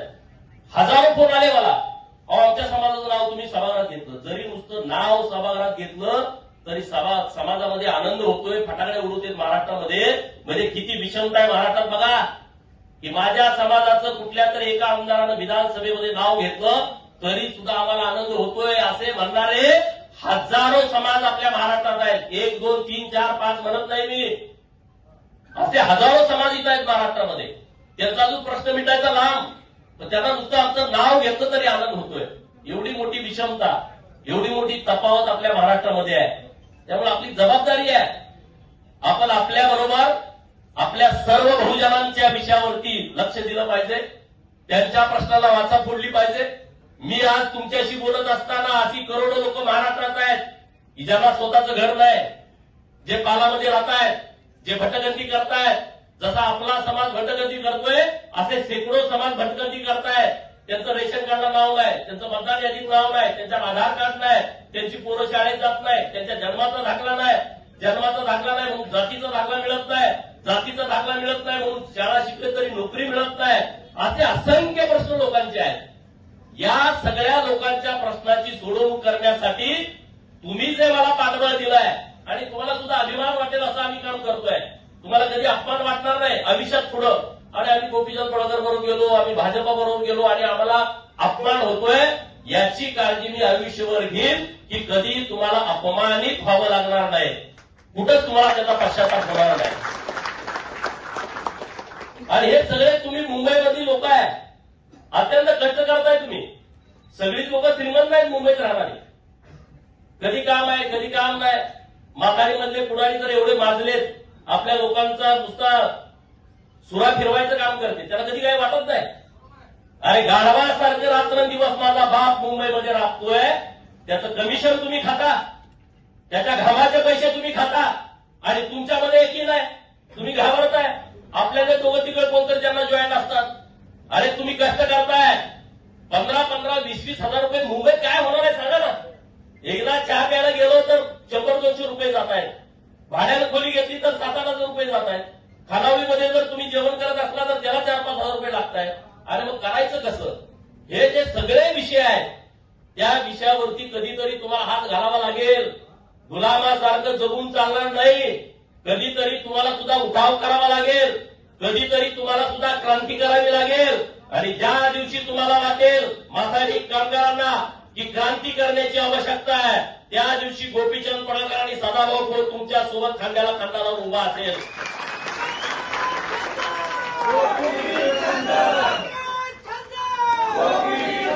आणि हा विषय खूप मोठा आहे, लाखो लोकांचा विषय आहे. आमची इच्छा आहे या विषयाची यायची, कमिशन खाण्यासाठी नाही, अजिबात काही गरज पण नाही. अरे तुम्ही एवढं दिलंय आम्हाला, एवढा सन्मान मिळवून दिलाय. काय होता गोपीचंद पडळकर? लोक नावं ठेवायची, अरे याला राहायला घर आहे का? नव्हतं घर मला राहायला. विशेष परिस्थिती खरी होती. तो नुसता बोलतोय, गाडीतनं फिरतोय. त्या काळात तुम्ही माझ्यावरती विश्वास ठेवला, पाठबळ दिलं, ताकद दिली. महाराष्ट्रात तुम्ही नसेल असा कार्यकर्ता. मला अभिमान वाटतो की तुम्ही मला उभा केलाय, याचं सगळं श्रेय तुम्हाला जात आहे. त्या परिस्थितीमध्ये उभा राहणं एवढं शक्य नव्हतं. 2007चा 8चा जो काळ होता तेव्हा महाराष्ट्रातल्या राजकारणाची परिस्थिती अशी होती की ज्याच्याकडे साखर कारखाना आहे, ज्याच्याकडे सूतगिरणी आहे, जो जिल्हा बँकेचा चेअरमन आहे, ज्याच्याकडे मोठी एज्युकेशन सोसायटी आहे, ज्याच्याकडे मोठा दूध संघ आहे आणि ज्याच्याकडे शेकडो कोटी रुपये पडून आहेत, तोच माणूस महाराष्ट्रात राजकारण करू शकतो असा ट्रेंड तेव्हा होता. पण तुम्ही त्याचा विचार केला नाही की अरे आमचा पोरगा फटका आहे आणि मग त्याच्या पाठीमागे आम्ही कसं उभा राहायचं. तर तुम्ही सन्मानानं माझ्यासोबत उभा राहिला, ताकदीनं माझ्यासोबत उभा राहिला. आज आटपाडीमध्ये नगराध्यक्ष युटी जाधव सर झाले. मला अत्यंत आनंद झाला या गोष्टीचा. आटपाडी शहरामध्ये आपला नगराध्यक्ष होणं हे कधी शक्य नव्हतं, परंतु ते भारतीय जनता पार्टीच्या माध्यमातून शक्य झालंय. अमरसिंह बापू देशमुख यांच्या साथीनं, भारतीय जनता पार्टीच्या कार्यकर्त्याच्या पाठबळावरती, माननीय देवेंद्र फडणवीस साहेबांच्या कृपाशीर्वादावरती आटपाडी शहराचा पहिला नगराध्यक्ष होण्याचा मान एका शिक्षकाला मिळाला आहे आणि तो युटी जाधव सरांना मिळाला आहे. मी त्यांना सुद्धा खूप खूप शुभेच्छा देईन. हीच आटपाडी आहे जिथं आमच्या मेंढक्याला मारायची, तीच आटपाडी आहे मेंढरं हिसकावून घेऊन जायची, तीच आटपाडी आहे ती एके दिवशी 11 मेंढरं गाडीत घालून एक पोरगा गेला होता आणि त्याला कुणीतरी सांगितलं की गोपीचंद पडळकर नावाचं पोरगा आहे, त्याला जाऊन भेट. आणि तो माणूस माझ्याकडे आला. मी त्या दिवशी 20 फेब्रुवारी दिवस होता, महात्मा फुले यांच्या मला जयंतीचा कार्यक्रम होता आणि कटगुडला जायची आम्ही तयारी करत होतो. शनिवारचा बाजार होता. त्याला कुणीतरी सांगितलं मेंढक्याला की तिथं गोपीचंद पडळकर नावाचं पोरगा, त्याला जाऊन भेटा. आणि मी तिथं होतो. त्याच्या गळ्याला असे उरखडे उठले होते, गळ्यात त्याचं काय बदाम पण तोडून काढलं होतं आणि 11 मेंढ्या आणि एक बकरा ते घेऊन गेले होते. कशासाठी घेऊन गेले होते? 1000 रुपयासाठी. कशासाठी? 1000 रुपयासाठी 11 मेंढ्या आणि एक बकरा, ज्याची किंमत किती असेल बघा. पिकअप भरून घेऊन गेले आणि तो पोलीस स्टेशनमध्ये गेला. मेंढका माझे 11 मेंढर आणि बकरा नेलाय. पोलिसांनी त्याच्या 2 कानाखाली दिल्या. ही परिस्थिती होती. त्यांना मला सांगितलं, मी गेलो. आता तुम्हाला माहित आहे मी नुसतं जात जातो 200-300 माणसं गोळा झाली पोलीस स्टेशनला. आणि मी त्या पोलिसाला पहिला विचारलं, ह्याला का मारलं तुम्ही, कशासाठी मारलं? तो तसं बब्ब करायला लागला. आणि म्हणजे ह्याच्याच मेंढ्या नेलं, तुम्ही ह्याला मारताय. मग त्या लोकांना कळालं की मी तिथं आलोय. ते लागले फोन करायला तरंगायला इकडून तिकडून. पोलिसांना फोन, ती पुजारवाडीत येऊन मेंढ्या घेऊन जावा. एवढं पुजारवाडीत नाही, मेंढ्या इथं आणून सोडायच्या, यांच्या ताब्यात द्यायच्या, तर इथनं मी जाईल. 10व्या मिनिटात मेंढ्या ताब्यात दिल्या. ते मेंढके मला आले, अभिनंदन वगैरे काय नाही म्हणलं, संध्याकाळी त्याला गुरासारखा मारायचा आणि मग मला फोन करायचा. मेंढके एवढे बहादर निघाले. सांगोला तालुक्यातले होते सोनलवाडीचे. सोनलवाडीचे तिथं फॉरेस्ट आहे आणि त्या फॉरेस्टमध्ये ते जाऊन बसले दबा धरून. जोपर्यंत तो गडी त्याला दिसत नाही तोपर्यंत बसले आणि दिसला. 15 दिवस त्याचं तोंड सुजलं होतं, त्याला कुठेही काही जाता येत नव्हतं. हा आटपाडी आहे. म्हणजे मी माझ्या आटपाडीची टीका करतो अशाचा भाग नाही, लोकांची वागत होती. आज त्या आटपाडीमध्ये नगराध्यक्ष युटी जाधव सर भेटलेत. एक चांगला माणूस आहे, निष्कलंक माणूस आहे, अभ्यासू माणूस आहे. शिक्षक बँकेचे 2 वेळा हे चेअरमन होते. ज्या शिक्षक बँकेकडे 500 कोटी रुपयाच्या ठेवी आहेत ती बँक त्यांनी 2 वर्ष चेअरमन म्हणून चालवली आहे आणि 2 वेळा त्या बँकेचे डायरेक्टर होते. अशी चांगली माणसं आज आटपाडीच्या नगराध्यक्ष पदावरती बसलेत. अजित पवार इथं आहेत, जे मोठे कॉन्ट्रॅक्टर आहेत, ते नगरसेवक म्हणून निवडून आलेले आहेत. आमचे काय आता विजय म्हणून आमचा सहकारी आहे, तो फक्त 2 मतांनाच पडला, 2 मतांनाच तो निवडणुकीमध्ये हारला. जतचं जर बघितलं तुम्ही, जतचे आमचे नगराध्यक्ष पण निवडून आले आणि 12 नगरसेवक तिथल्या लोकांनी निवडून दिलेले आहेत. ह्या परीक्षा आहेत. उद्या जिल्हा परिषद आणि पंचायत समितीची निवडणूक येते. जर सांगली जिल्ह्यावरती भारतीय जनता पार्टीची सत्ता आणायची असेल तर त्याचं गणित जत, आटपाडी आणि कवठे मंगळावरती अवलंबून आहे. आणि म्हणून तुम्हाला सगळ्यांना माझी विनंती आहे, ही काय नुसती एका गटाची बैठक नाही, तुम्हाला निरोप द्यायचा आहे की जर जिल्ह्यावरती भाजपाचा झेंडा फडकवायचा असेल तर आटपाडीतल्या 4 जिल्हा परिषद, कवठे मंगळामधल्या 4 आणि जतच्या 9च्या 9 जिल्हा परिषद निवडून आल्या तर भाजपचा झेंडा हा सांगली जिल्हा परिषदवरती फडकू शकतो. आणि ती आणण्याची क्षमता तुमची आहे, ती आणण्याची ताकद तुमची आहे. तर तुम्ही सगळेजण कामाला लागा, कुठलंही काम राहणार नाही. कोण नाराज असतील तर त्यांना माझी विनंती आहे, नाराज प्लीज होऊ नका. आता बंडू शेठपेक्षा जर तुम्ही नाराज नसाल असा माझा ठाम विश्वास आहे. बंडू शेठपेक्षा कोण टोकाचा विरोधक आहे तर सांगा, हात वर करा. तानाजी बाबा त्यांनी सगळ्यांना समजावून सांगितलं, सगळे परत आलेले आहेत. तर आमचं कधीच काही नव्हतं. बंडू शेठला विचारा, आमचं आणि त्यांचं कधीच काही नव्हतं. त्यांना काय वाटलं, काय गेले, मी त्यांना त्या दिवशी विचारलं नेमकं काय की ब्रह्माशेठवर बिल सगळे फाडले, ब्रह्माशेठ असं करतोय, ब्रह्माशेठ कसं करतोय. मग मी त्यांना म्हटलं ब्रह्माशेठ काय बोलले, अहो जाऊ दे म्हणजे तो विषयच नाही. हा ब्रह्माशेठ तुम्हाला फटकाळ बोलत असेल तर ते मनात घेऊ नका, मलाही बोलतो.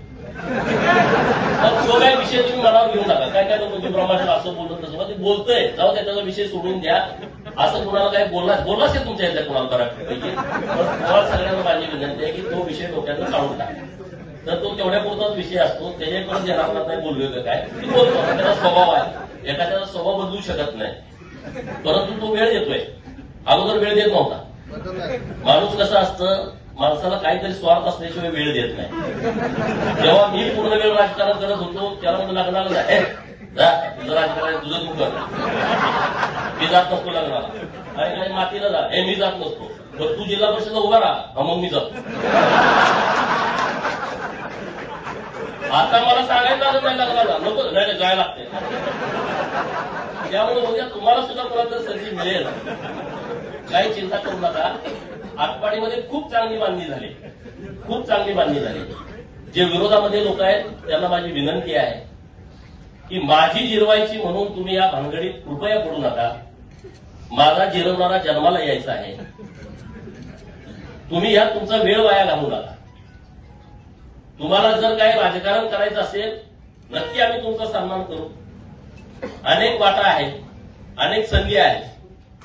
गावागावात सुद्धा आपल्या लोकांच्याकडे गटतट आहे. त्याही लोकांना माझी विनंती आहे, विकासाच्या दृष्टिकोनातून मी फक्त 4 वर्षाचा विधान परिषदेचा आमदार आहे. किती मला संधी मिळाली? फक्त 4 वर्ष. 14 मे 2020 कोविडचा काळ होता. मुंबईला कोणाला यायला परवानगी नव्हती. कलेक्टर साहेबांची परवानगी घेतल्याशिवाय मुंबईला येता येत नव्हतं, असा तो काळ होता. आणि ज्या दिवशी मी अर्ज भरायला झऱ्यातनं मुंबईला निघालो तेव्हा तानाजी बाबा मी वाटाला कुणी अडवलं नाही. 400 किलोमीटरमध्ये कुणी नाही. अशा काळामध्ये 20ला मला विधान परिषद दिली देवाभाऊनी. माझी शिफारस करायला कुणी नाही. बघा नेतृत्व कसं संधी देत आहे. 1 महिना अगोदर मला फोन आला होता चंद्रकांत दादा प्रदेशाचे अध्यक्ष होते. गोपीचंद कुठं आहेस? मी तेव्हा कोल्हापुरात होतो. गावाला जा आणि कागदपत्र तयार ठेव. मी म्हटलं काय करायचं आहे? तर तुला राज्यसभेचा खासदार करायचा आहे. माझ्या ऑटोमॅटिक डोळ्याचा धारा आल्या. माझी मागणी नाही, माझी शिफारस करायला तुम्ही माणूस नाही. आणि प्रदेशाच्या अध्यक्षांचा फोन आला की देवाभाऊंचा तुला निरोप आहे की तू कागदपत्र सगळी जुळव आणि तुझा परवा दिवशी अर्ज भरायचा आहे. आणि संध्याकाळी अमित भाईंच्याकडे शेवटची चर्चा आहे. आणि माझ्या डोळ्यात धारा लागल्या. मी एकटाच होतो त्या दिवशी गाडीत. मग मी फोन केला सरपूरजीला की असं आपल्याला फोन आलाय. कागद म्हणजे काय? आपली काय प्रॉपर्टी आहे का काय? कागद म्हणजे केसेस. बारामतीत किती आहेत, आटपाडीत किती आहेत, सांगलीत किती आहेत, टेंबूच्या योजनेची केस. दुसरं काय आपल्याकडे काय माल नाही ना. तुम्हालाही माहित आहे. पुढच्या गाड्या वाटतंय माल नाही म्हणून याला काय नसतंय ते. आपली काय कागद म्हणजे हीच की प्रॉपर्टी आपली. आणि म्हणून कागद जुळवली. हे झालं काय? फोन दुसऱ्या दिवशी आला नाही. दुसऱ्या दिवशी भागवत कराड साहेबांचं नाव आलं आणि ते परत केंद्रात मंत्री झाले. मी विचार केला, आनंद झाला की माझी पार्टी, माझी शिफारस नसताना, माझं कुणी सांगायला नसताना एक जागा राज्यसभेची शिल्लक आहे. कारण दुसरी रामदास आठवले साहेबांना दिली होती, तिसरी उदयनराजे महाराजांना दिली होती. एकच जागा शिल्लक होती. महाराष्ट्रातून गोपीचंद पडळकरचं नाव राज्यसभेसाठी घेत आहे. हा माझा सन्मान आहे. आणि हा माझा एकट्याचा सन्मान नाही, तुमचा सन्मान आहे. राज्यसभेला नाव आपलं कोण नाही हो. म्हणून मला राज्यसभेवर जर एका सीटवर घेत असतील तर विधान परिषदेवरती 100% घेतील. तेव्हाही मी मागणी केली नाही. तेव्हाही मला फोन आला की अर्ज भरायला या. 4 वर्षाची संधी मिळाली. मी त्या संधीचं सोनं करण्याचा प्रयत्न केला आहे. आज इथं सुद्धा मानवरताई आहे. मला जो 10 कोटी रुपयाचा निधी मिळाला, मी कुठं पण असा दिला नाही. इथल्या आईल्या भवनसाठी 1 कोटी रुपये त्यातले मी इथं दिले आहेत. आता दुकाननंतर आपण ज्या मायाका मंदिरामध्ये पालखीसाठी जाणार आहे, त्या मंदिरामध्ये सगळे अतिक्रमण करते. बघितलं तुम्ही. मुळे बंधू सारखं ते फायटिंग करून करून करून त्यांनी ती जागा ठेवली होती. मी विचार केला, मुंबईमधली मोक्याची जागा आहे आणि ती आपल्या लोकांच्या ताब्यात राहिली पाहिजे. म्हणून पहिल्यांदा 1 कोटी रुपये दिले आणि परत 5 कोटी रुपये दिले. असे 6 कोटी रुपये मुंबईच्या मायाका देवीच्या मंदिरासाठी दिले. 6 कोटी रुपये. आता ते काम सुरू आहे. म्हणजे 2-3 महिन्याच्या नंतर परत तुम्हाला तिकडे कुणी जायची गरज नाही. एखादं लग्न काही तिथं होऊ शकतं. म्हणजे मुंबईबद्दल मी सांगतोय. आता आपल्याला मुंबईत एक काम हातात घ्यायचं आहे. चर्च गेटला जो अहिल्या देवींचा पुतळा आहे, तो पूर्णाकृती पुतळा बसवायचं काम आपल्याला हातामध्ये आता घ्यायचं आहे. मुंबईमध्ये भव्य दिव्य अहिल्या देवींचं चर्च गेटच्या तिथलं जे स्मारक आहे ते डेव्हलप करायचं आहे. मी 4 दिवसापूर्वी मुंबईला आलो होतो. माननीय मुख्यमंत्री महोदयांना भेटलो, माननीय गिरीश भाऊ महाजन यांना भेटलो. कारण ते सगळं नाशिकचं कुंभमेळ्याचं ते बघतायत गिरीश भाऊ. आणि त्यांच्याकडे मी मागणी केली की अहिल्या देवीने इतकं देशभर काम केलं आहे आणि आता कुंभमेळा आपल्या नाशिकला होतोय. तर रामकुंडावरती जे अहिल्या देवींचा होळकर वाडा आहे, त्या होळकर वाड्याच्या समोर अहिल्या देवींचं एक भव्य दिव्य स्मारक झालं पाहिजे. आणि ती मागणी सरकारनं आपली मान्य केलेली आहे. इथं रोज लाखो लोक येतात. नाशिकला त्र्यंबकेश्वरला आल्याच्या नंतर तिथं रामकुंडावरती लोक जातातच.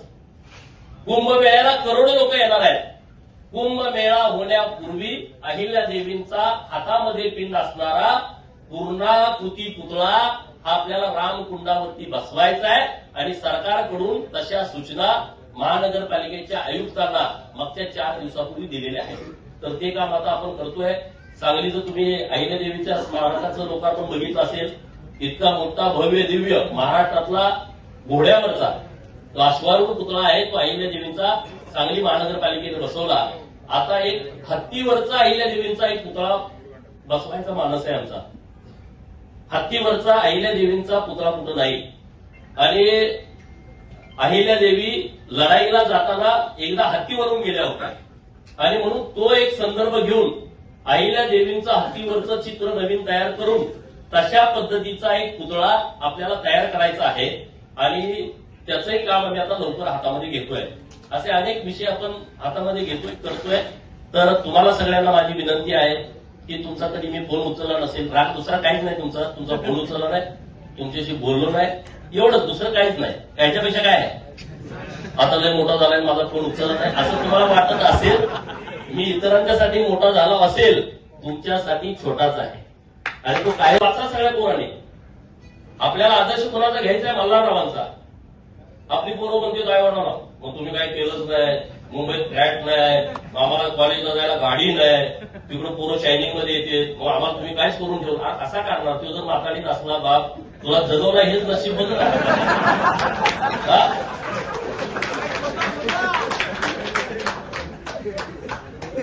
मल्हाररावांचा आदर्श कशासाठी? एका मेंढक्याचा पोरगा, कुठला वारसा नाही, त्याला कुठलं प्रशिक्षण नाही, मेंढराचं प्रशिक्षण नाही, लढायचं असतं का? नाही. परंतु एक सामान्य पोरगा, मेंढपाळाचा पोरगा स्वतः मामाकडून प्रशिक्षण घेतो. नंदुरबारला मामा, ते कसं लग्न ठरवलं त्या काळात कुणास ठाऊक. आता नंदुरबारला जाणं आपल्याला होत नाही, त्या काळात कशी लोक जात असतील. तेव्हा काय फेसबुक नव्हतं, व्हॉट्सअप नव्हतं. फेसबुकवरती पूर्वी लग्न ठरलं असं काय नाही ना त्या काळामध्ये. म्हणजे बघा ना, फलटण कुठं आणि नंदुरबार कुठं. त्यांचे मामा नंदुरबारला होते, तळोजा. मामाकडून ते शिकले महत्वाकांक्षा कशी असावी. त्याला पंतप्रधान व्हायचं होतं मल्हाररावांना, म्हणजे पेशव्यांच्या जागी मीच होणार असं त्यांच्या मनामध्ये होतं. परत त्यांच्या लक्षात आलं की हे जरा होणं शक्य नाही. प्रचंड धुरंधर होते, मग ते सुभेदार झाले आणि हा सगळा प्रांत त्यांच्या ताब्यात होता, सुभेदार मल्हाररावांचा. म्हणजे इथून अटक कटक पर्यंत जायचे, म्हणजे अफगाणिस्तानच्या बॉर्डर पर्यंत. 2-2, 4-4 महिने नुसती घोडी सोनं हे चालायला असायचे, एवढं नुसता दरारा होता. एकदा ते जयपूरला जाणार होते, तिथल्या राजाने आत्महत्या करून घेतली. मल्हारराव येणार आहे म्हटलं. इतका धसका होता, असा धसका तुमचा पाहिजे. नुसतं येणार आहे म्हटलं तर गादीवर कुणाला बसवायचं ते ठरवायचे सगळे. उत्तर भारतामध्ये कुणाला गादी बसवायचंय, कुणाला काढायचंय, कुणाला काय करायचंय, असं इतकं त्यांचा दरारा होता. आणि मग आपण म्हणतोय रे याचं काय होईल, त्याचं कसं होईल. मग आपण कसं काय मल्हाररावांचे मावळे असू शकत नाही ना. तर मल्हाररावांनी छत्रपती शिवाजी महाराजांचा विचार सुरू केला. शिवाजी महाराजांचं निधन झालं 1680 ला, 1689 ला संभाजी महाराजांचं झालं आणि 1693 ला मल्हाररावांचा जन्म आहे. म्हणजे संभाजी महाराजांच्या जाण्यानंतर 4 वर्षानंतर मल्हाररावांचा जन्म आहे आणि 1725 ला अहिल्यादेवीचा जन्म आहे. तो सगळा जरा काळ अभ्यासून आपण सगळ्यांनी पुढे जाण्याची आवश्यकता आहे. आपल्या प्रत्येकाच्या घरामध्ये मल्हाररावांचा फोटो असला पाहिजे, यशवंतराव होळकरांचा फोटो असला पाहिजे, छत्रपती शिवाजी महाराजांचा, बाबासाहेबांचा, अहिल्यादेवीचा फोटो, महात्मा ज्योतिबा फुलेंचा फोटो असला पाहिजे. सगळ्या महापुरुषांचे. माझ्या ऑफिसला आल्यावर तुम्ही बघितलं ना, कोण सगळ्यांचे हे आपले आदर्श आहेत. आणि त्यांच्या पावलावरती पाऊल टाकून आपण पुढे जाण्याचा जरी 1% प्रयत्न केला, आपल्या आयुष्यामध्ये काही कमी पडणार नाही, काही अडचण नाही. एवढंच या निमित्तानं बोलतो. तुम्ही इतक्या मोठ्या संख्येनं या बैठकीला आला त्याबद्दल मी तुमचं मनापासून आभार व्यक्त करतो. तुमचं मनात काही घेऊ नका, इकडं तिकडं करू नका. काय बरीच गडबड असते, मला माहित आहे तुम्ही काय करता. मी जरी फेसबुक वापरत नसलो, मी जरी व्हॉट्सअप वापरत नसलो, तर मला पोरं फोन करून याला असं असं केलंय, सगळे रिपोर्ट येत आहेत. तर तुम्हाला माझी हात जोडून विनंती आहे, ही ती वेळ नाही आहे. माझी गंमत करण्यात तुमची गंमत होईल. माझी गंमत केली म्हणजे तुमची झाली ना. माझा अपमान म्हणजे तुमचा अपमान असं तुम्हाला वाटतंय का? मीच म्हणतोय हा. हे बघा, आपली लढाई आहे ती सन्मानाची आणि स्वाभिमानाची लढाई आहे. मी कंपनी काढतो, मी काय तुम्हाला असं सांगणार नाही. मी तुम्हाला असे काही स्वप्न दाखवू शकत नाही. मी तुम्हाला एवढंच सांगू शकतोय, जिथं कुठं तुम्ही जाल तिथं तुम्ही सन्मानात जाऊ शकाल, तुम्ही स्वाभिमानानं जगू शकाल. तुम्हाला कुठेही कसलीही अडचण येणार नाही. मंत्रालयाच्या कुठल्याही मजल्यावरती गेला आणि गोपीचंद पडळकरचा कार्य करताय, तुमची फाईल कुणी अडवणार नाही, एवढं काम मी करू शकतो. त्याचा अनुभव घ्या तुम्ही. मी काय मोठं होते असं नाही, हे भाजपामुळे होते, माझ्या नेत्यामुळे होते. पण हे खरं आहे प्रत्येक गोष्टीमध्ये. आणि मला आता जतच्या लोकांनी आमदार केलंय, तर माझी जबाबदारी आहे की जत नंबर 1 वरती आणलं. कारण आता मला राजकारण सोडावं लागलं. मी जर 2024च्या निवडणुकीमध्ये हारलो असतो, मी ठरवलं होतं दुसऱ्या दिवशी विधान परिषदेचा राजीनामा द्यायचा आणि आपलं दुकान बंद करायचं, परत आपण या भानगडीत पडायचं नाही. कारण सारखं सारखं ते करणं काही योग्य नाही. परंतु जरच्या लोकांनी मला एवढा सन्मान दिला. आज मी महाराष्ट्रामध्ये अगोदर फिरतच होतो, विधान परिषदेचा आमदार म्हणून फिरत होतो. लोक मागच्या दारात आलाय, त्याला नुसता शिव्या द्यायला ठेवलाय, अमुक म्हणजे बघितलं टीका तुम्हाला करत होते. आपण मुद्दे मांडत ते बाजूला ठेवायचे, म्हणजे नुसता आपला तसा विषय नाही. आपण मुद्द्यावरती बोलत होतो. आता पवारांच्यावर तुम्ही बोलायला सोडून दिलं, कारण त्याचा संपला विषय. तो आपल्यासाठी फार महत्वाचा विषय राहिला. खानापूर साहेब आला मला तुम्ही हे अजितदादाचे राष्ट्रवादीचे आहे. असं करते तो विषय आपला सोडून दिला. आपला तो आता विषय पूर्णपणे पुढे गेलेला आहे. आता परवा चॅनेलवाल्याचा फोन आला, पुढे आहे तुम्ही? मी म्हणलं जत नाही नाही, तुम्ही 8 वाजता चर्चेला पाहिजे. कसली? ते दोन्ही पवार ऐकत. मला काय करायचं म्हणतो, एक होते, 2 होते, 3 होते, तिकडे कुणाला तर विचारा म्हणतो. मी आता तो विषय सोडून दिलाय, माझ्यासाठी आता तो महत्वाचा विषय नाही. कुठं काय असलं तर मी यावर मला काय करायचं म्हणतो. मी आता त्या विषयावर बोलत नाही म्हटलं, मी आता त्या विषयाकडे बघत नाही. ते 1 होते नाही तर 2 होते नाही तर 3 होते, मला काय करायचं म्हटलं. इथं मला जतला पाणी, इथं रस्ता करायचा आहे, आटपाडीत कुठं कुठं गडी फुटले ते बघायचं आहे म्हटलं. बरोबर गेलाय. काय काय जरा देव पाण्यात लागतो. जतचा नगराध्यक्ष आटपाडीचा जर पाडला मग लगेच काय ते टाकायचं फोटो, त्यांचं दुकानच बंद केलं. कारण हे युटी सरांची जी निवडणूक आहे का नाही, मी काय म्हणतोय, हा नियतीनं दिलेला आम्हाला विजय आहे, तो आमचा विजय नाही. ते शक्य नव्हतं. आम्ही आता किती जरी मोठं बोललो का नाही, तो आमचा विजय नाहीच. नीतीला वाटलं आटपाडीमध्ये युटीचा नगराध्यक्ष करायचा आहे, आणि म्हणून प्रत्येक पाऊल असं पडत गेलं की ते 1167 पर्यंत गेलं. ते थांबलंच नाही. ते आमच्या हातात नाही ते. आम्ही आता किती जरी गप्पा मारल्या ना, तिथली राजकीय परिस्थिती पूर्णपणे वेगळी आहे. परंतु नियतीच्या मनामध्ये होतं की आटपाडीमध्ये बहुजनाचं पोरग त्या खुर्चीमध्ये पहिला मान द्यायचा आणि आमची किंमत वाढवायची, असं नीतीला वाटलं. त्यामुळे हे आमचं गणित बसलंय. बडी एवढे मागलेले पैसेवाले एवढे होते, रडायला येते, काय त्यांच्या आता नाही. म्हणजे पर्याय नाही राहिला. आम्ही असं येणार, आम्ही कसं येणार, आम्ही फलात येणार, आम्ही विकास करतोय. आणि मग आम्ही काही खड्डे काढले काय?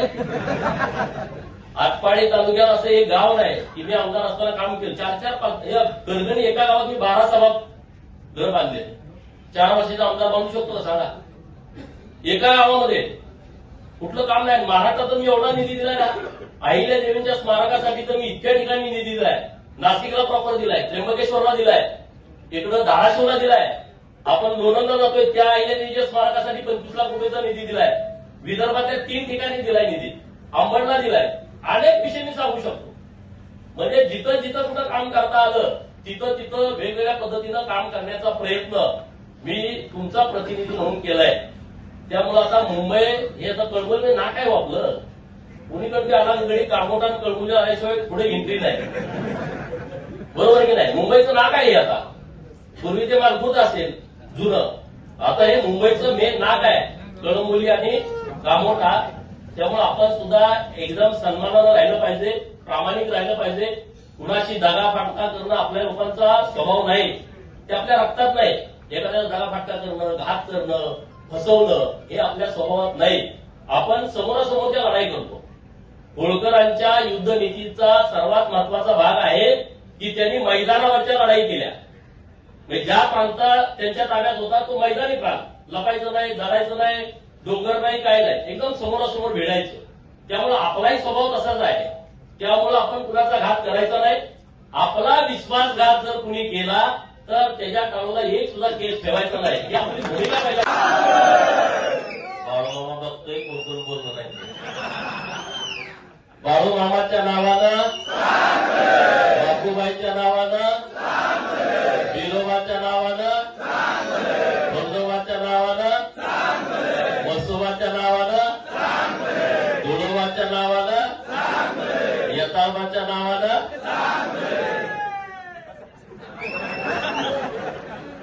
चांगलं भलं म्हणजे सगळ्यांचं चांगलं कर, सगळ्यांचं भलं कर. बहुजनाची भूमिका अशी असते.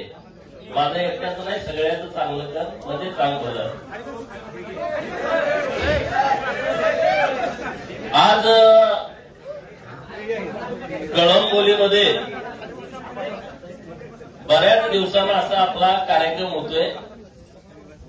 या कार्यक्रमासाठी उपस्थित माननीय ब्रह्मासेठ, आपल्या आटपाडीचे प्रथम नागरिक माननीय युटी जाधव सर, माननीय तानाजी मामा, बंडू शेठ, माननीय जयवंतराव, आपल्या या विभागातून जे निवडणूक लढवणार आहेत ते माननीय मोनिकाताई, माननीय सरस्वती देवीताई, माननीय रवी शेठ, माननीय विजय शेठ, व्यासपीठावरती उपस्थित अक्षयराज माने, माननीय आपले नगरसेवक जाधव साहेब, अप्पा आहेत. आता बरीच मंडळी आहे, नाराज होऊ नका नाव नाही घेतलं तर, कारण बऱ्याच जणांना मी पर्सनली ओळखतोय, नावानिशी ओळखतोय. जरा हॉल अपुरा पडला त्याबद्दल तुमची माफी मागतो, कारण आमच्या गाड्यांचा एमपीचा वगैरे अंदाज चुकला. अंदाज का चुकला? कारण कालवा लय झालाय. 5 स्टारला जेवण, खाटणं, मटण, त्यामुळे म्हणलं माणसं राहिलीत का नाही अंदाज नव्हता. तर त्या आता लोकांना कळलं की 5 स्टारचं मटण खाणारे लोक ही नाही आहेत, ही लोक गरीब लोक आहेत, झुणकानी भाकरी खातात आणि गोपीचंद पडळकरला साथ देतात. हे परत एकदा तुम्ही सिद्ध केलं. गोपीचंद पडळकर तुम्हाला 7 स्टारला जेवण देऊ शकत नाही, पण 7 स्टारचा सन्मान आणि स्वाभिमान मिळवून देऊ शकतो. आणि आज ज्या पद्धतीनं तुम्ही सगळेजण एकत्रित झालाय, राजकारण हे सन्मान मिळवून देणारं, स्वाभिमान जाग करणारं एक केंद्र आहे. डॉक्टर बाबासाहेब आंबेडकर साहेब म्हणाले होते की राजसत्ता नेहमी हिसकावून घ्यायची असते, राजसत्ता सहजासहजी कुणी देत नाही. लग्नात जो नवरदेवासाठी सिंहासन ठेवलेलं असतं त्याच्यावर आपल्याला बसू देतात फोटो वगैरे काढायला, परंतु सत्तेच्या खुर्चीमध्ये कुणी सहजासहजी बसू देत नाही. एक तर ती हिसकावून घ्यावी लागते, नाहीतर सत्तेवर जो कोणा त्याला लाट घालून बाजूला करावा लागतो. त्याच्याशिवाय दुसरा कोणी पर्याय आपल्याजवळ असू शकत नाही. तुम्ही ती लोक आहात की ज्यांनी तुम्हाला 10,000 जरी पगार असला तर त्यातले 5,000 गोपीचंद पडळकरसाठी पडत्या काळात खर्च केलेले आहेत. तुम्ही ती लोक आहात की मुंबईमधून मला तुम्हाला एसट्या बसेस द्यायला माझ्याकडे पैसे नव्हते, ट्रॅव्हल्स करायला माझ्याकडे पैसे नव्हते, तेव्हा तुम्ही स्वतःच वर्गणी काढून ट्रॅव्हल्स भाड्याने ठरवून त्या ट्रॅव्हल्समध्ये लोकांना बसवून गावाकडे आणून मतदान करून तुम्ही परत आलाय. अशी तुम्ही सगळी मंडळी आहात. त्यामुळं ज्यांनी त्यांच्या पगारातलं 5,000 रुपये गोपीचंद पडळकरसाठी खर्च केले, ते कुणाच्या तरी 5,000साठी गोपीचंद पडळकरचा अपमान करणार नाहीत, इतकी क्षमता लोकांच्यामध्ये आहे, इतकी ताकद लोकांच्यामध्ये आहे. आणि आज सगळी परिस्थिती बदलली आहे. महाराष्ट्रामध्ये देवेंद्र फडणवीस नावाचा एक निष्कलंक चारित्र्य संपन्न मुख्यमंत्री महाराष्ट्राला लाभला आहे, जो माणूस या महाराष्ट्राचं हित जोपासतोय, या महाराष्ट्रातल्या 18 पगड जातीला, बहुजनांना, गोरगरिबांना, उपेक्षितांना, वंचितांना न्याय देतोय, त्यांच्यासाठी योजना तयार करतोय,